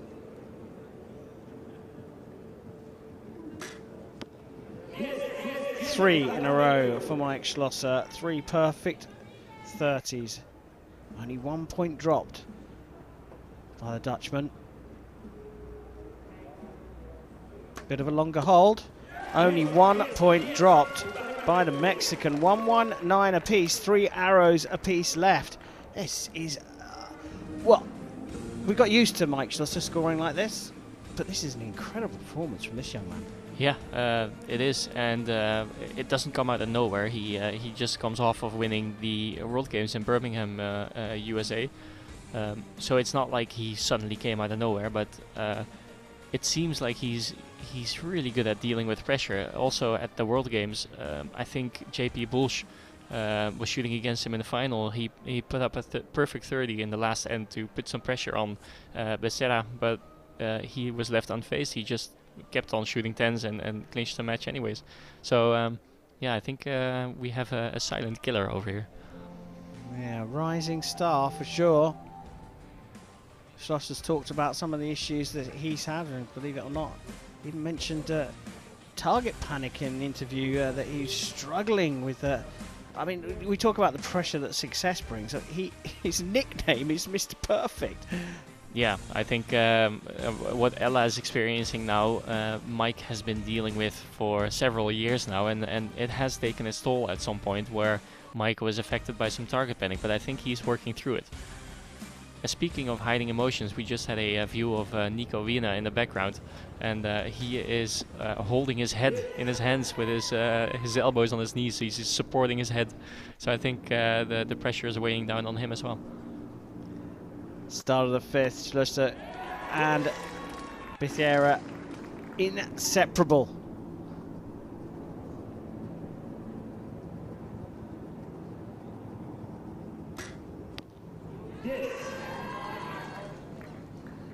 So a little bit of a sigh of relief there. So definitely some tension building. I wonder if it's on both sides or only at Mike's side of the line. But Well, that looked like a gulp there from Becerra, so I think it's both sides. It's come down to the final arrow, and it's gone out. You could see the movement from Schlosser. He knew that was going left. So a 10 here for Becerra, and he's into the final. Oh, and he puts it into the 9. It had a feeling of a shoot off, this one, and that is exactly what happened. Was that a bit of a quick shot from Becerra? It was, and I think a bit of a quick reaction, because I think he thought that arrow was going to go into the 10, because he was celebrating already and he was happy walking off the line. So even though I said you can feel if an arrow goes into the 10 or the 9, I think his feeling was a bit, you know, it was smudged by some nerves there. Well, what an amazing match, though. I mean, come on, a 148 plays a 148. You don't see that very often. No, and it came down to the last arrows. This was the match that we hoped to see, at least. So target face is being refreshed out there, because if this goes to a measure, which given what we've seen so far, it could quite likely do. They don't want to be, the judges don't want to be affected by any other holes in the target. They're very, very efficient, they're very quick. It's like a Formula 1 pit stop, this one. They swap the targets over, and then 1 arrow shot per archer, and it's closest to the middle. Yeah, and Mike will shoot this shoot off first, so he'll be able to have a little bit of pressure, put a little bit of pressure on Becerra, but it's the last shot that Mike shot. You could see that it was not the shot that he likes to make with his. Normally he puts his thumb on the peg, he just keeps pulling, and then it goes off. This one you could see that he just made a fist really fast, and it was like a. Like I was saying before, it was almost like shooting on command, but that's not his style of shooting, so it's not the shot that he would like to make. Both affected by the pressure of their 15th arrows, so they'll get to shoot a 16th. 1 arrow to decide the men's compound semi-final number 1. Schlosser to shoot first.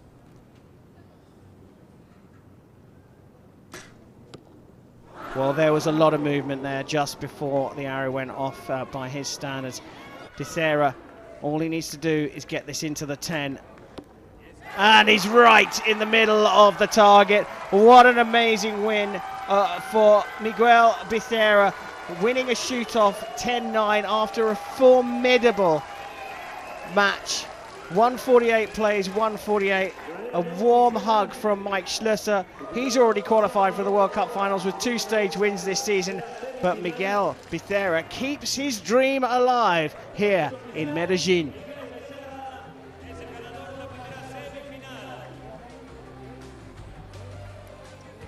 Now, it's not completely unusual to see Mike Schlosser shoot 1 arrow off into the 9, but that wasn't what we expected in this shoot-off, was it? No, and it looked like it was going to be a better shot, but then in the end, I think he just kind of froze. You could see that his thumb wasn't moving the way it should. You could see that his hand was a bit too tensed, and yeah, in hindsight, it was destined to go into the 9 ring or even worse. But yeah, it's a bit of a shame for me, at least, as a fellow Dutchman. It's a shame for Nico Wiener, I guess. He seems a bit disappointed because he wanted Mike to win for his spot into the World Cup final, but not everything is lost for him.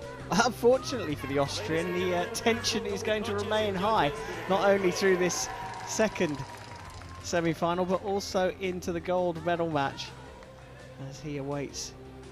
Well, he's looking for a win from Mike Schlosser. That's not going to happen now, so he's reliant now on JP Bolsch. And I'm not going to hide the fact that you, when we were talking in the archery show yesterday, you said you fancied Bolsch for the win here. Yeah, I did, and I still kind of do. Even though Becerra has just shown really a masterclass match. We've seen JP shoot before this morning in this team match. And we were saying about how he made it look so easy, and I think that's yeah, maybe telling of what we're going to see right now. So time for the second semi-final of the men's compound competition. Let's go down to meet the athletes. On target number 1, representing France, Jean-Philippe Bolsch. Target number 2, representing United States of America, James Luke. The line judge for this match is Clemens Cesar.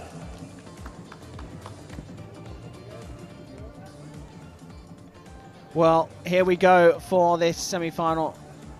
Jean-Philippe Bush, JP as he's known on the circuit, from France, the world number 3, takes on the American sensation, Jimmy Lutz.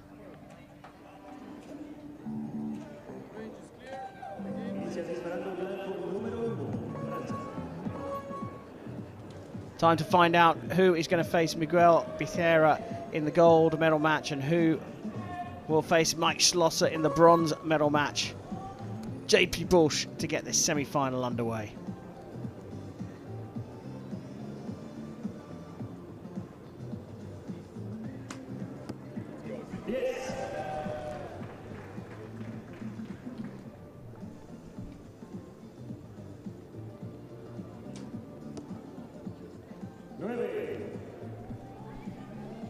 So both these archers have been out on the field before today, so they have had a taste of what it's like here.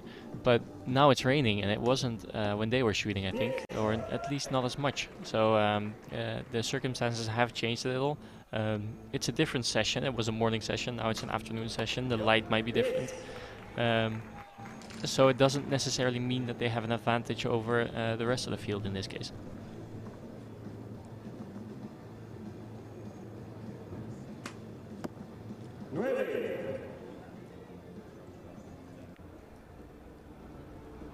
So a 29 set, which is gettable by Lutz. Yep, indeed. 29 a piece and nothing between them. Dropping a 9 in the first end is not too big a problem, especially if your opponent does it as well. I was just going to say, it all depends on what the opponent does, and dropping a 9 is never really that big of an issue unless you're shooting against somebody who you know is going to shoot a 150, but that's not always the case. And I think shooting a 9 in this case is not that bad, especially if you're Jimmy Lutz right now. In his mixed team, he kind of fell apart a bit. He shot not so great of a match. So I think he hit be a 7, didn't he? He did hit a 7. It was right high, if I remember correctly. So I think he'll just be looking to shoot a solid match, just keep his shot composed and calm. So if he can just shoot 29s and keep hitting 10s, I think he'll be satisfied. Bush looking very happy with himself though, especially when he came on to the field of play. Very relaxed, big smile on his face as he was being introduced. Seeing him rise through the rankings this season, up to number 3 in the world. And Chef Annenberg said earlier on, he makes that bow, which is exactly the same size as the one that Lutz is using, look like a child's toy. Start of the second end here, all square between Bush and Lutz.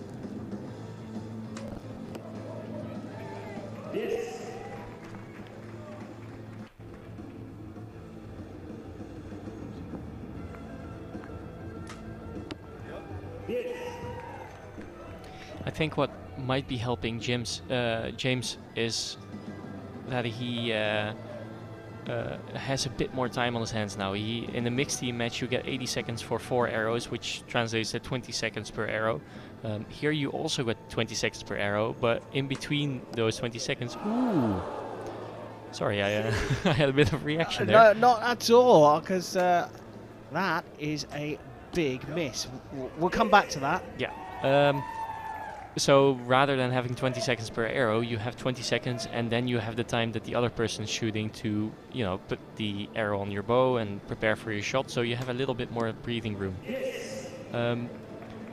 JP looks a bit surprised, but there was I could see from here that he was flinching a bit. So he didn't shoot that great of a shot. So I hope he has the clearness of mind to recognize that himself and to accept the fact that he shot that shot, so that he can go on with the rest of the match.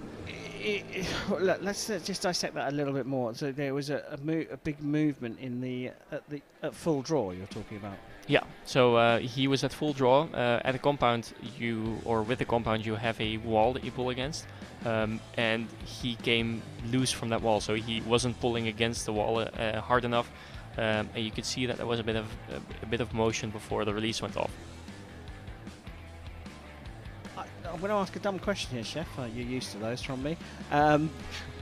What is that? A lapse in concentration, or is that a physical thing?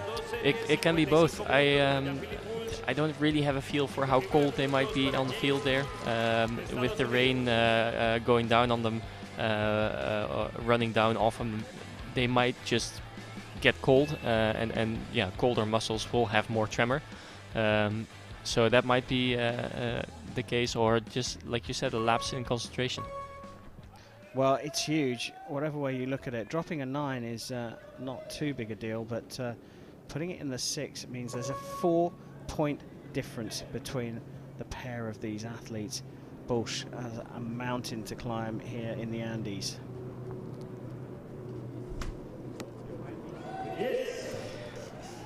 And a 6 from JP Bush is not really what Nico Wiener is looking for, is he?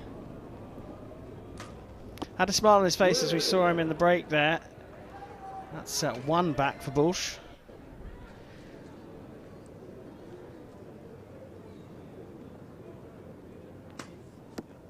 Yeah, the last thing that Wiener wants is a Lutz Teixeira final, but that is looking more and more likely now.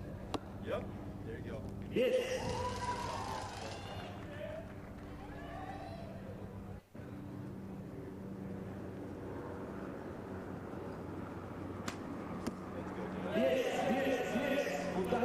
If JP Bush manages to pull this off, it would be the comeback of this tournament, I think.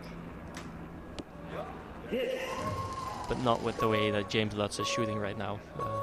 It seems like he's found his groove, he's found his mojo, and he is shooting quite well. But he did drop a 9 there. And Bush didn't drop any points.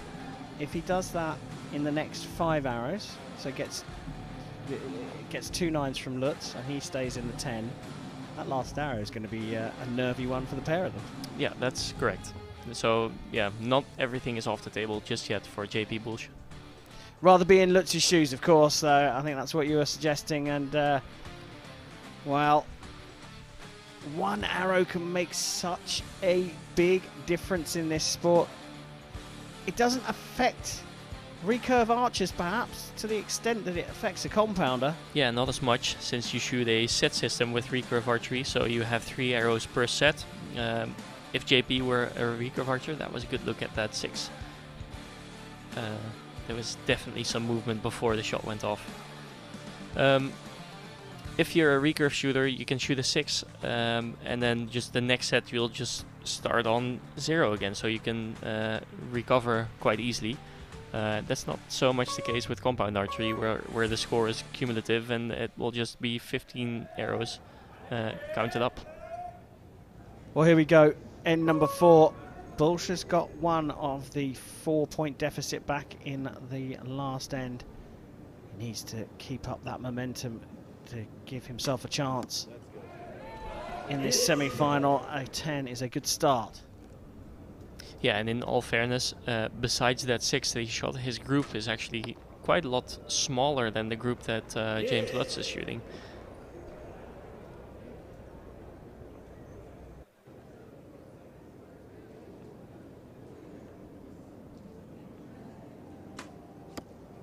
Well, if it was a lapse of concentration that produced that 6, you can see he's back in the groove here, JP Bush. That first arrow from Lutz marked for a measure, but I can see some clear yellow between that and the line. Yeah, the target's not completely tight on the target, but so ooh, that's another one of those slip-ups. Yeah, he managed to keep this one in the goal, but definitely something happening on the release end of his shot. Yeah, that's going to play on your mind, isn't it? So, provisional 29 for Lutz. We think that's going to stay as a 29 and a 3-point lead for Lutz going into the last 3 arrows. this is tricky moments for JP Bush, but very happy moments for Jimmy Lutz. What's it like when you're standing on the other side of the line and you see an athlete make such an error that you wouldn't expect to happen? Do you start to feel for them, or are you just thinking, well, there you go, there's an opportunity for me? Well, I've never been so compassionate about my opponent that I thought, oh, that's bad for them. I've always thought like, oh, that's good for me. So in that sense, if they're a little bit like me, if James is a little bit like me, he'll think, this breeds some opportunity. Ruthless, absolutely right. Well, and that's what top sports people need, and that's why Chef Annenberg is and forever will be an Olympian. But it is an interesting dynamic. You see some of the athletes that do show compassion to their athletes, but they're still ruthless in their execution and their performance. Yeah, obviously, I have also had moments of compassion for my competitors, but it's if you're in a 1v1 match and something like this happens to your opponent, I think there's no way that you think like, oh, too bad for them. I think you're always going to be happy that you're going to take the lead. Start of the fifth, and Bush needs a bit of a miracle here. All he can do is just put down 10s and hope for a slip up from Lutz, which at the moment does not seem at all likely.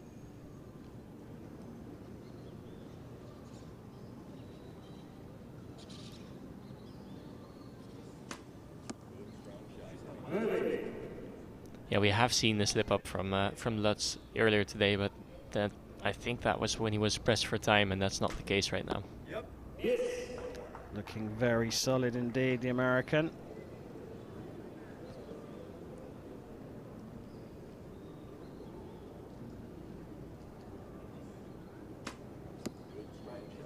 So finishing with a strong 29 for a 143, but the caption says it all.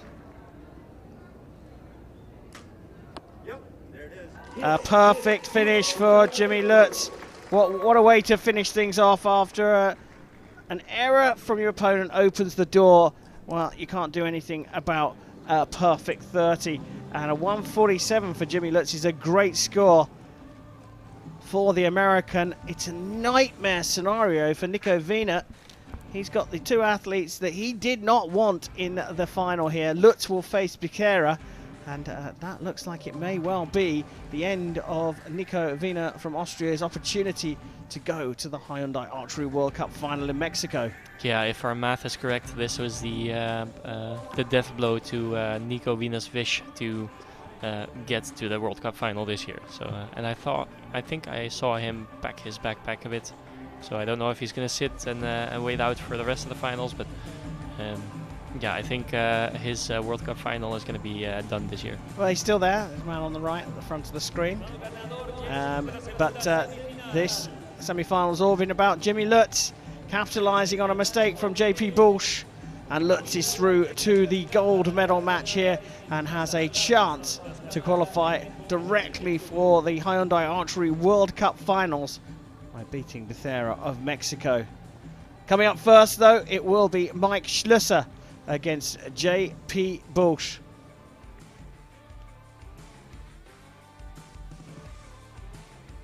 We take a look back over the 15 arrows of semi-final number 2, but really the story is all about one arrow, and that was the 6 from JP Bush. Yeah, I think JP shot 13 really good arrows, and then he had 1-9. That was a bit of a slip up shot-wise. He shot more than 1-9, obviously, but one of them was just shot badly. And then, yeah, the obvious, the elephant in the room is the 6 that he shot, which was actually, it was very similar to that 9 that I talked about earlier. But with the 9, he was able to recover with his shot. He was able to get back to his normal stance and shoot an okay shot. With that 6, he wasn't. It just slipped out of his hands, basically.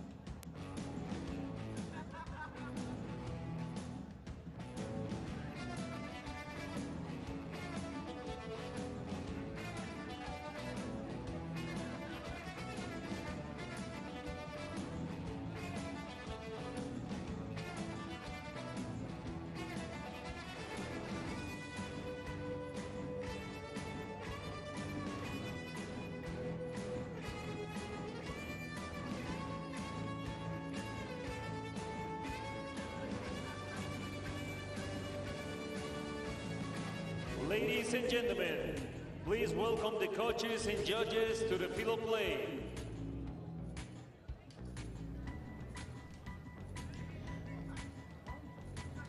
Well, time to find out who are going to take the medals here in the compound men's individual competition at the fourth stage of the Hyundai Archery World Cup. First up, it's the losers from the semi-finals, Mike Schlusser and JP Bush, who will shoot for the bronze medal. Coming up straight after that, it's time to find out who will be a new stage winner this season. And now, please welcome the athletes to the field of play for the compound men's bronze medal match. So here they come, honour at stake here. Both have qualified for the Hyundai Archery World Cup final, but both will be absolutely desperate to get on the podium here in Medellin. Let's go and meet the bronze medal contenders. On target number 1, representing Netherlands, Mike Schlosser. On target number 2, representing France, Jean-Philippe Bush. The line judge for this match is Roy Cortez. Well, this isn't the bronze medal match that perhaps many of you predicted. Mike Schlusser usually is expected to win podium matches, but he lost out to a brilliant Miguel Becerra. JP Bush dropped to 6 in his semi-final. So it will be Schlosser versus Bush for bronze here in Medellin. Little versus large as well.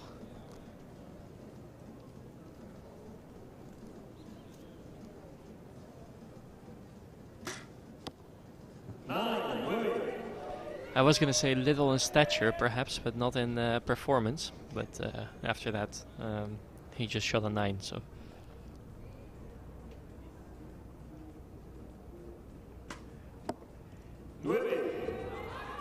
Both starting with sighters of 9s. I'm wondering if that rain that came earlier has just slightly altered their approach. Yeah, obviously it does something. Also, maybe just the mental blow of losing the match. So I'm sure they need to get footed again in this match. Still that movement at the end, though, for Bush. You were talking about like coming up against the wall with the backhand. That might be playing on his mind as well. But Schlosser uses his first arrow as a very good sighter.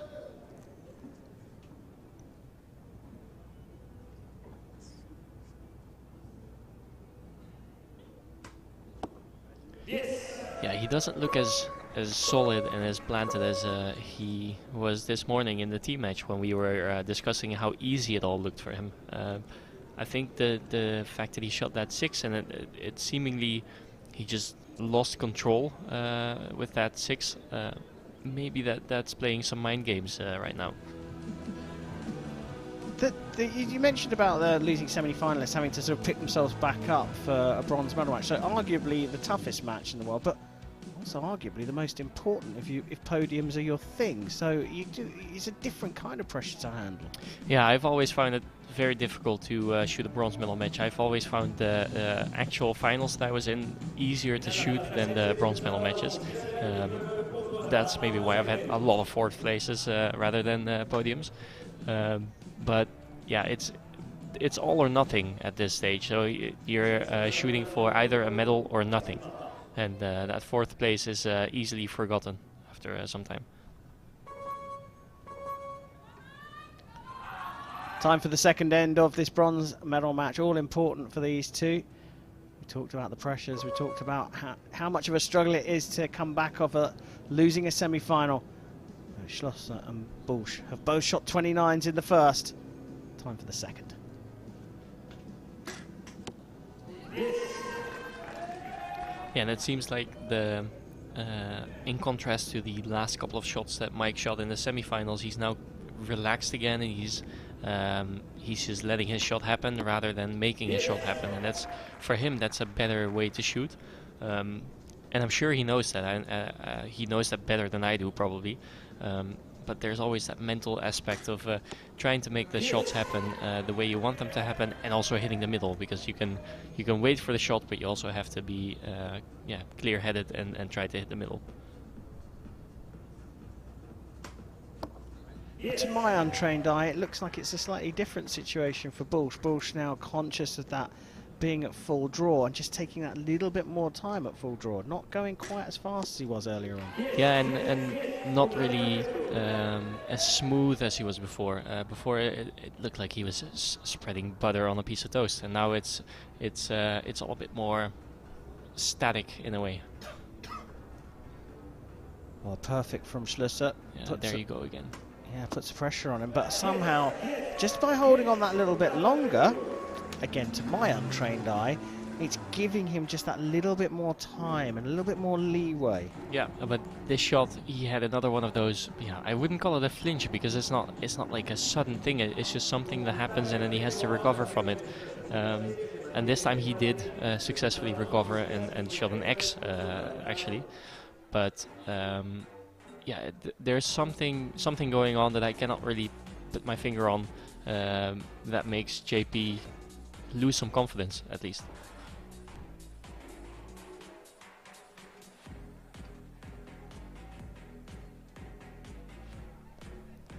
Mike is just checking his arrows here. With the groups that these compound archers are shooting, there is a high likelihood of hitting one of your arrows, hitting the nocks or the veins, or just the shaft in general. And it's very important to check if your arrows are okay before shooting them, not only from a safety standpoint, but you also don't want to lose any points because of it. Yeah, the shaft is obviously clear what that is. The veins are what you might call the flights on a dart arrow, and the nock is the little cut in the back of the arrow that fits into the string. Start of the third, and it's number 6 in a row for Mike Schlüsser.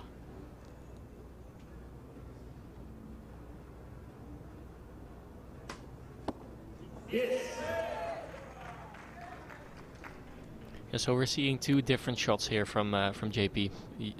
Half of the shots, or maybe over half of the shots, are controlled, and he's just doing his, I would say, procedure, his step-by-step shot routine. And then there are shots where it doesn't go as he plans, and then there is a little bit of a moment, so to say, where he loses control in a sense. No sense of a loss of control from Schlüsser, and a very happy, smiling face. 7 10s in a row for Bush. And he matches Schlosser's with an incredibly impressive group as well. Yeah, and but even though the last arrow was not his best shot, in my opinion, but and I think you could see it in his face as well when he walked off the line. He recognized that wasn't such a good shot. And I think the mindset that we were talking about earlier is that he would normally, if he was in a good mindset, he would walk off the line and be happy that such a bad shot still hit a 10. And I say bad shot, but it was some imperfectness, or perfect yeah. English. But now, because he isn't shooting the shots that he wants to, and his confidence has a bit of a dent in it, he'll walk off the line and be a bit down, and you know, be a bit too thoughtful about where the shot's going. So I think he needs to get back into that, you know, happy mindset again, and yeah, try to find the fun back in this match. Yeah, I think that's probably the best way of putting it. It doesn't look like he's having much fun, whereas on the other side, Schlüsser is smiling and happy, and look what difference 20 minutes makes as well. Rain's completely gone. Here we go for end number 4. Despite the differences we're seeing on the shooting line, there is no difference in the score.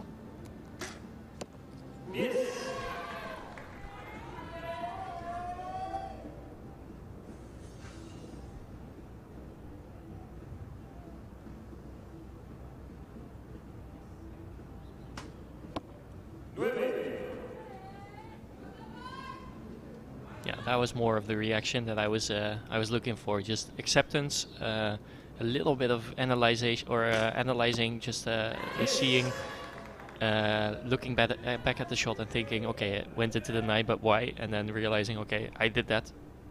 It was a much more rational response to where the arrow hit.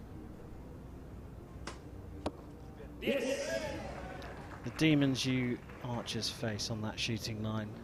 I mean, it can't be underestimated. I'm not saying that flippantly. It really is. A lot of this is down to psychology. Yeah, and I have to admit, only now that I'm looking at it so often from the sideline is when I realize that most of the demons are just in your head. The things that you're thinking about on the line when you're shooting, you might think about how people are looking at you and what they might think of what you're doing at that moment. People don't care, do they? So you're just making that up in your mind, and you're putting extra pressure on your own shoulders for no good reason. So yeah, that's something that I wish I knew it, but I didn't really understand it when I was still an active shooter. So that's something that I've gathered from just looking at matches as an outsider for now. Today's news is tomorrow's fish and chip wrapping. yeah. That's pretty much what it's like, yeah. That's easy for us to say, though, but you've recently been in this situation, it's an incredibly important part to be able to control your mind, control your thoughts, and really almost become tunnel visioned into just executing your shots. Because if you can shoot 10 after 10 after 10 in a club, really there's no reason why you can't do it on a field of play. Yeah, you're making it more difficult than it's needed when you're on a finals field, typically speaking. But there's also people like Mike Schlosser, like Sarah Lopez, like Ella Gibson is a good example, who are able to deal with this very well, and that's why they're on top of the world. Thriving. Who's going to thrive here? Bush behind by a single point as we go into the 5th and final end. He needs to put down those 10s, and he needs to hope that Schlosser shoots at least one more 9. His first arrow was a 9. Everything since then has been a 10.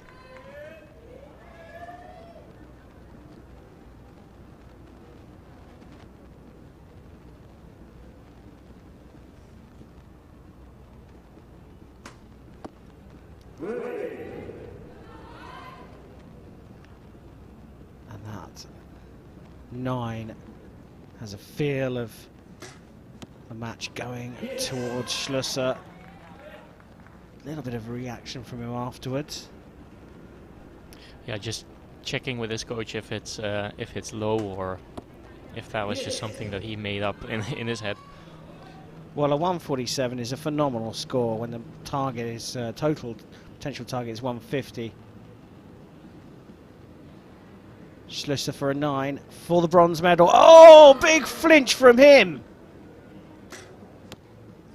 And he's put it in the 8. How on earth has that just happened? He has put this into an 8, and the bronze medal match is going to be decided by a shoot-off. And look at his face. Is that a definition of target panic? I think that's a flare-up of what he used to have before, where if it's getting really exciting and if the match is really close, he just like the demons, what we spoke about earlier. Yeah, I think this is a flare-up of what he had before, and it looked like he got through it as of recent, but yeah, this is a bit painful to watch. But I'm sure it's even more painful for Mike to go through right now. Just that camera on him, I was like, get that camera off him. He does not want to be shown at the moment. He look at that moment that he just loses control. I don't know how the arrow didn't get off, but look, he has a little smile to himself, but it's the moment afterwards when he's patted on his shoulder by the coach that you could just see him go absolutely inward with his thinking. Look at this face. I think he wants to be anywhere but there. JP Bush has been offered a massive lifeline here. Yeah, to put it this way, I think he smells blood. I think he knows that he has a second life in this match. Well, I mean, incredibly exciting for the neutral, but I've got to say personally, I really feel for Mike Schlusser. You got a real window into his mind there with that shot just after the coach put his hand on his shoulder. Look at him, still reeling. He's trying to keep a straight face here, but oh my goodness me. He's got to put it out of his mind. Someone needs to go and give that fellow a big hug.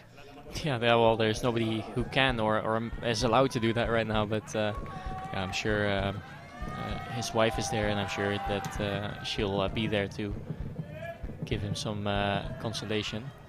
So shoot off, target faces have been clean. One arrow to decide who's going to get the bronze medal here in Medellin, and Mike Schlosser has to go first, and perhaps that's a good thing for him. Into the 10, yeah. What a recovery from him. It doesn't matter what happens now. Even if he loses here, that 10 has put him back on track. JP Bush with an opportunity, though, for a place on the podium. He's had to battle his own demons. He's gone into the 9, and a match that kept giving right the way till the end has resulted in a victory for Mike Schlosser, and the mutual respect between these two. I'm not quite sure he knows how he's got to the podium here in Medellin after that one arrow, but Mike Schlosser has battled his way back from a very dark place to win a shoot-off and bronze here in Colombia. Chef, no words for either of these athletes. JP Bush had a chance there by a big mistake from Mike Schlosser, or a big flinch from Schlosser. But Mike Schlosser just had a terrible moment. Yeah, that was it was painful to watch as a friend. It was painful to watch as an archer, but I think it was even more admirable how he managed to get that shoot-off arrow into the 10 ring. I mean, he went from a very dark place, from a very inconvenient place to be in after being in the lead for so long, and then dropping an arrow into the 8. To recovering well enough to get the arrow into the 10 ring. I have to admit, as bad as it looked with the 8 that he shot right here, I'm even more impressed by the fact that he managed to recover and shoot a 10 in the shoot-off.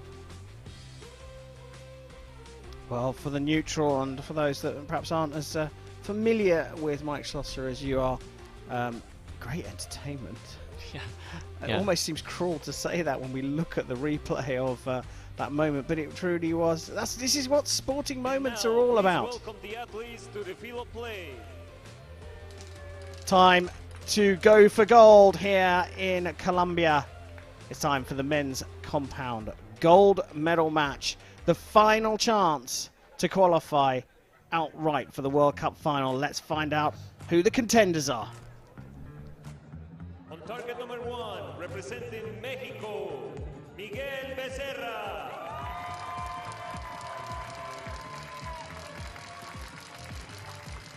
On target number 2, representing the United States of America, James Lutz.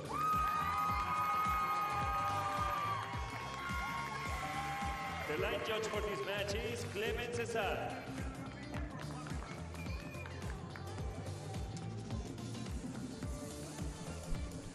Well, these two have not won a stage yet this season, so we are going to have a new winner here.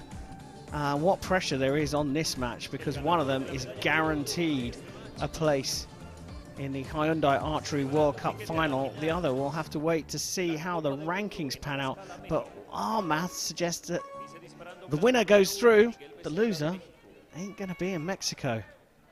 Lutz versus Becerra, USA versus Mexico, and it will be Becerra to get this gold medal match underway.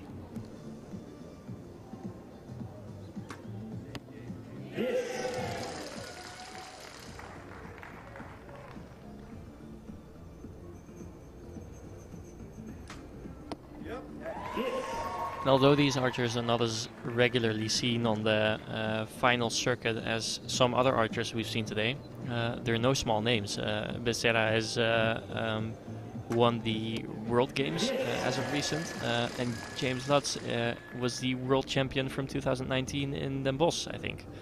So they have both won notable competitions, and yeah, they're showing why. That encyclopedic brain of Chef van der Berg out in the open for all to see. Kara puts it into the 9 for a 29. Mini opportunity for Jimmy Lutz. He puts it into the 9 as well. Maybe they've seen that the bronze medal match went to shoot off, and they fancy one themselves. I am almost entirely sure that's not the case, but it's funny that they both went high and off to the left, isn't it? Conditions changed, light changed, clouds. It might be, or it was just a sheer coincidence. I didn't see anything on the field that would indicate something going left and high, but yeah, it's difficult from the commentator's box here to see all over the field what the circumstances are like, and especially on the lane itself, on the shooting lane itself. It's you have to get a feel for it to actually know what's going on. Yeah, pretty closed off on one side, and then a big gap between the range and the temporary stadium that's been put up. And I think that had they put up more stands, I think they could have packed in 14,000 fans here. They could have, yeah.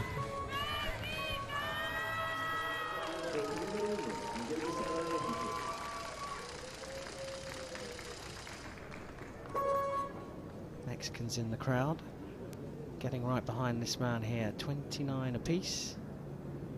Miguel Becerra to get us underway for end number 2. Clips the line, gets the 10.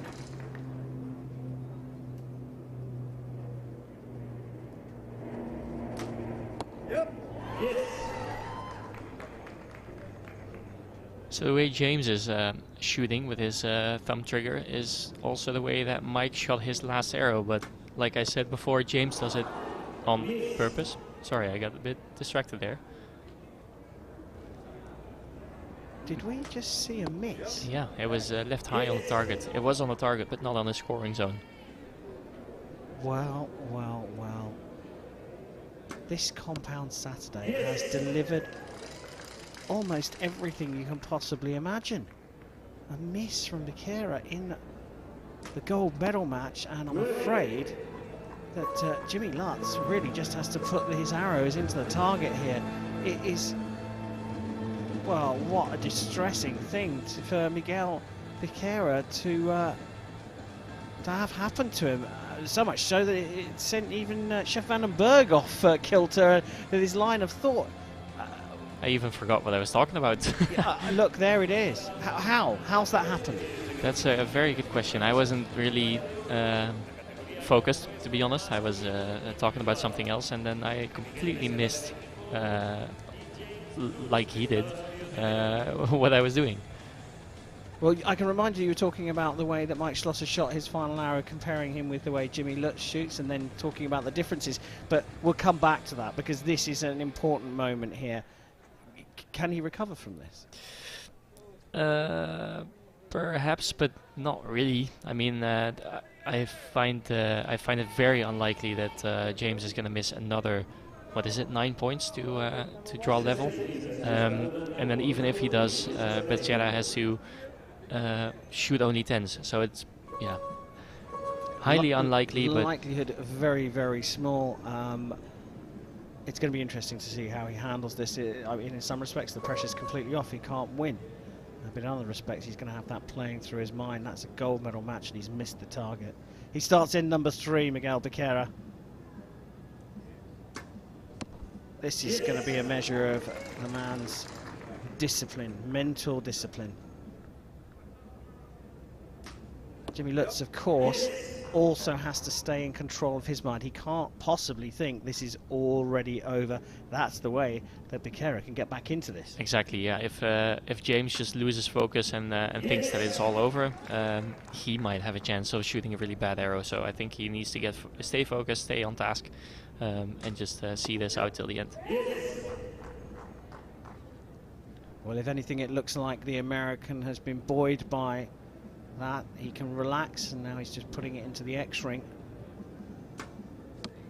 And it's almost like every 10 that Becerra scores is like a dagger in his heart.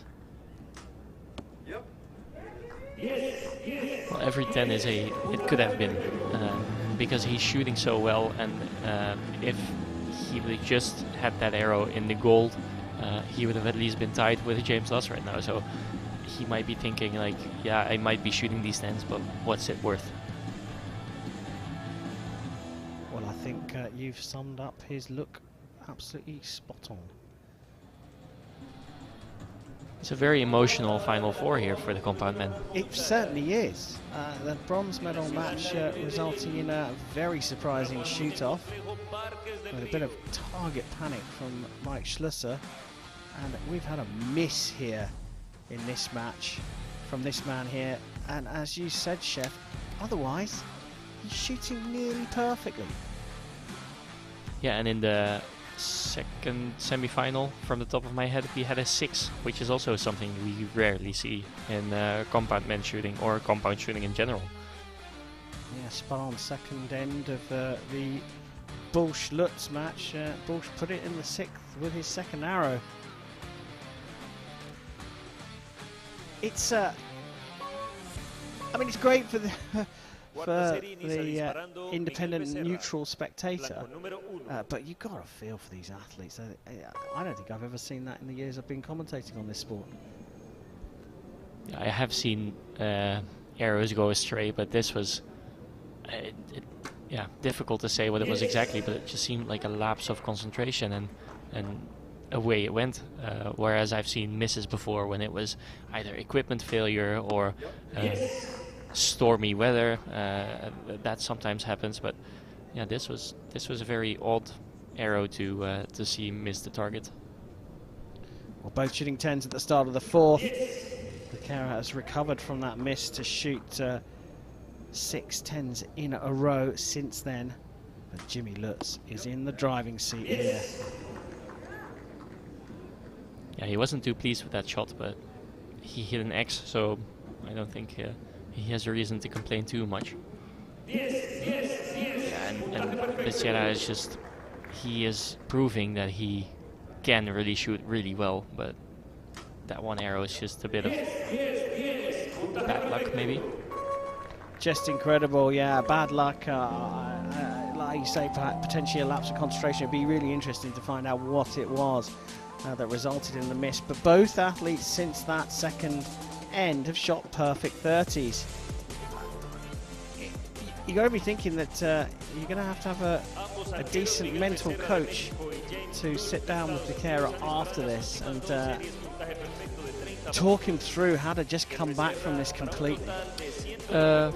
Yeah, although in my experience as an athlete, sometimes in a situation like this, you don't necessarily need a mental coach, but more somebody who is there for you mentally.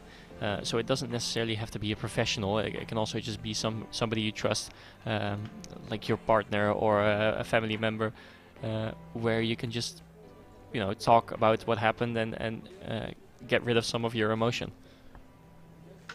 Yeah, I imagine that it is going to be an emotional conversation that Miguel Becerra is going to have with someone after this. A chance of the Hyundai Archery World Cup finals was up for grabs.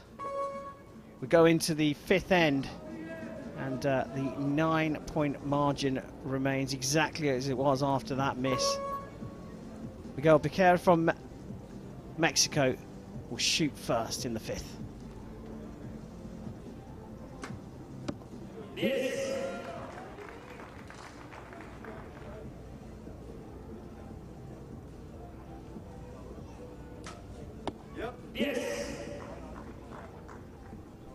Yeah, we have to admit that even though he shot a miss, this match has been really spectacularly high level for the rest.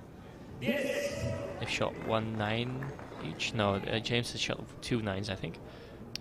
Yep, 2 9s for Lutz and 1 for Becerra. But since the miss, I think they have shot only 10s. Absolutely perfect.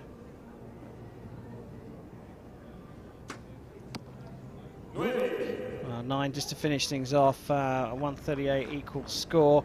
Just needs to hit the target. Lutz for gold. And he clips the 9-10 line for another perfect. It's down as a measured score, but it doesn't make any difference here. And look at Jimmy Lutz. Look at what he's saying. That is a true moment of a sporting gesture from a winner. He's just taken a stage win here. He's qualified for the Hyundai Archery World Cup final, but his first thought was his opponent. Yeah, so I think, like we talked about before, there is some compassion for your opponent, but he'll also be happy with his stage win and his ticket stamped for the World Cup final in Mexico. Yeah, there was nothing that Jimmy Lutz could have done to help Becerra there. He's got to think about what he's doing. He's got a place in the Hyundai Archery World Cup final by winning here in Medellin. There's the smile. That's what we want to see. Fantastic stuff from Jimmy Lutz. He has taken stage 4 of the Hyundai Archery World Cup here in Colombia and has booked his place at the World Cup final. It was good to see Miguel Becerra just having a little conversation with his coach, but what a moment of true sporting heroism there from Jimmy Lutz to walk straight over and give his opponent a hug. I mean, that's just made up for everything that's happened for me here today. Yeah, and I think Becerra his blood is boiling right now. He's not too happy about the situation, but yeah, I think afterwards he'll look at this situation and think, oh, that was nice of him. Yeah, that could go a long way to Becerra's recovery. Look at him here. I mean, he shot a 10-10-9 to start things off. Started the second end with a 10. We get a good view of that punching action from Jimmy Lutz. The thumb gripping onto the target. And I think you find that may well have been the miss. I don't think so, because it was not the last arrow of the end and he walked off the line afterwards. But very true. But look at this moment. That is a moment that will be played and played and played again for those in the know. Jimmy Lutz took the win, but the first priority was to go over and console his opponent, who had a very unfortunate miss. Other than that, Becerra shot 10s and 9s. Let's hear Jimmy, what Lutz has to say. Congratulations. You needed to win for the World Cup final. How happy you are with this? I'm happy. I'm happy that I'm going to be able to go to Mexico. I'm heartbroken for Miguel. I mean, he's been shooting so good lately. You never want to win that way, but I'm not going to be mad about a win. But it's unfortunate, but I'm super excited to go to the World Cup final. It has been a long road back since you won in 2019. How does it feel to be at the end of that journey? It feels good. I mean, I'm back, and I feel like I'm back. I'm confident. The bow's shooting great. With COVID and everything, you know, I changed some stuff up that I probably shouldn't have, and we're back to normal now. What did you think when Miguel missed his shot? I mean, really, my heart just sank. I mean, I think he missed 2 points other than that arrow. So I needed to shoot my butt off. If something happened to my equipment, he was still 1 point ahead of me. Yeah. If something were to go wrong. But I mean, it's like a relief, but in a bad way. It's just it made me sick. What did you say to Miguel at the end? Just sorry. It happened at Worlds as well, in the team rounds. It's not him, you know.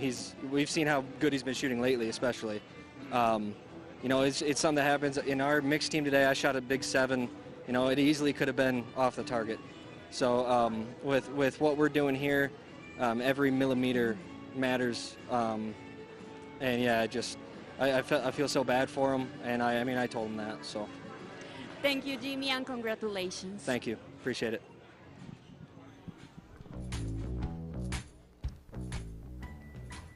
Hard to know what to say after that interview. Yes, of course he's delighted to get in there, but it was genuine honesty there, that he didn't like to win that way, and his heart sunk, as he put it, when that miss came. Yeah, it's like I said, he felt relief, but it wasn't the good kind of relief. It's not like your opponent is shooting a couple nines and therefore you're leading. It's just something so drastic that it doesn't feel like you're actually winning. It's more like the other person is losing. So it's a bit of a different situation. He has, of course, qualified for the Hyundai Archery World Cup final, and now he gets to celebrate here in the victory ceremony. The last of the action here on Compound Saturday at stage 4 of the Hyundai Archery World Cup. It's Compound men's individual medal ceremony.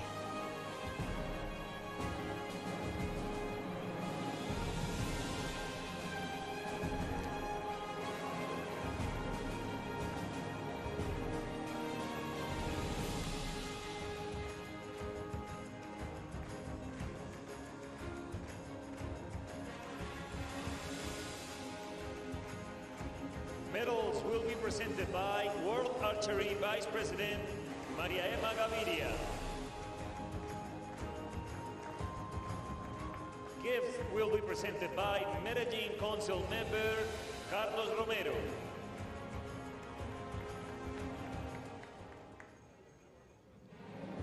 Bronze medal representing Netherlands, Mike Schlosser. A tremendous recovery here from Mike Schlosser.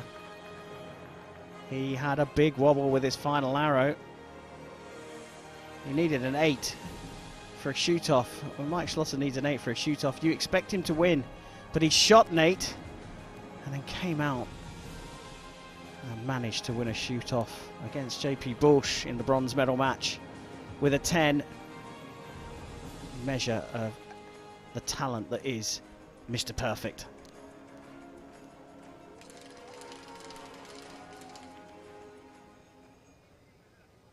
Silver medal representing Mexico, Miguel Becerra. If ever a silver medal can be a heartbreaking one, this is it. Look at the emotion on that young man's face. He shot 2 9s. The rest were 10s, apart from one arrow. In the second end, Miguel Becerra, for reasons unknown, missed the target completely. He showed a great deal of determination and grit thereafter to shoot 10s and just 1 9. Gold medal representing United States. It was a hard win for Jimmy Lutz in terms of the emotions he went through having watched his opponent miss the target. He said in his interview afterwards that his heart sunk. Never want to win that way, he said. But he has won here in Medellin, and he has qualified for the Hyundai Archery World Cup final. And the great deal of respect and honour he showed at the end of that gold medal match is a measure of the man, Jimmy Lutz.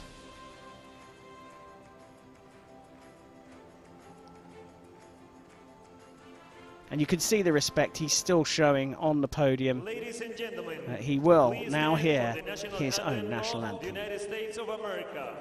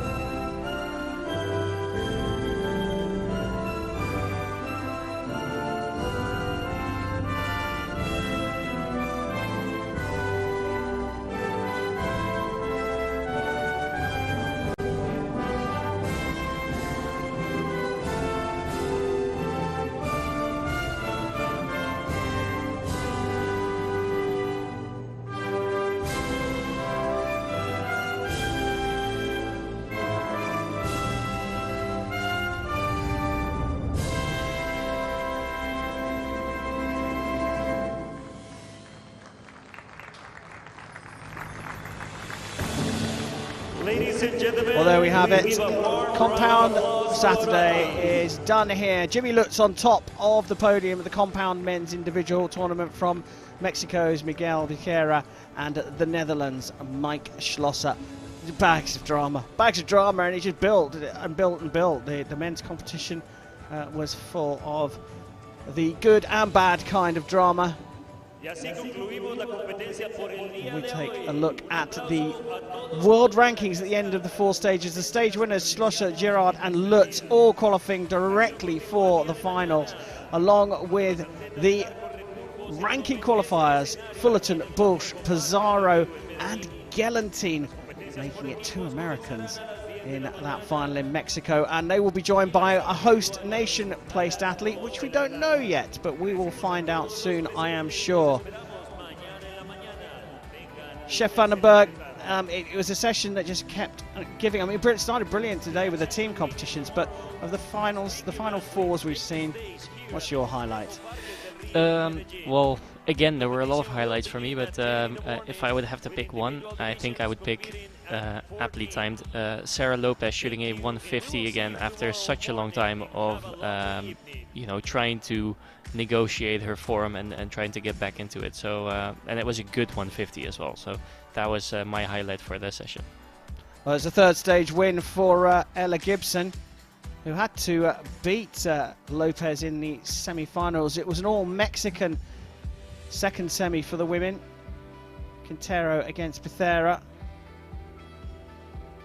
And the pressure was all on Becerra.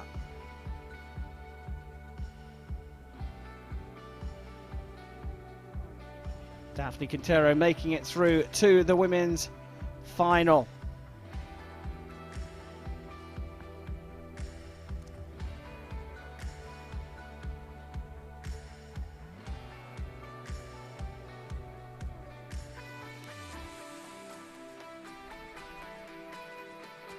Lopez came out, and Chef Vandenberg has already said what a tremendous performance she put in for a 150.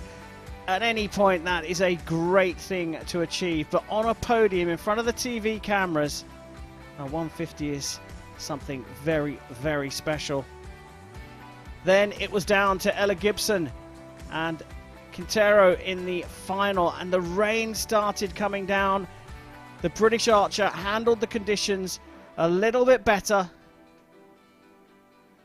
and Gibson picked up her hat-trick of victories. Well, there's another Becerra in the men's competition who came through a semi-final himself, but it was a tough situation for him, and it was a really tough one for Mikey Schlosser, who recovered from a big miss from him. He hit the target but forced a shoot off against JP Bush, which he won. And look at the intensity in those eyes. He recovered to win that shoot off, to collect the bronze medal, but in the end Jimmy Lutz faced off Becerra, who missed the target. One arrow made all the difference in that match, and Lutz went on to take the men's compound individual title here in Medellin and book his place at the Hyundai Archery World Cup finals. What a day of compound archery it's been here in Colombia. That's it from myself and Chef Vandenberg, but we've got Recurve Sunday coming tomorrow with the live action starting at 5 p.m. Central European time. Thanks for joining us. We'll be back tomorrow.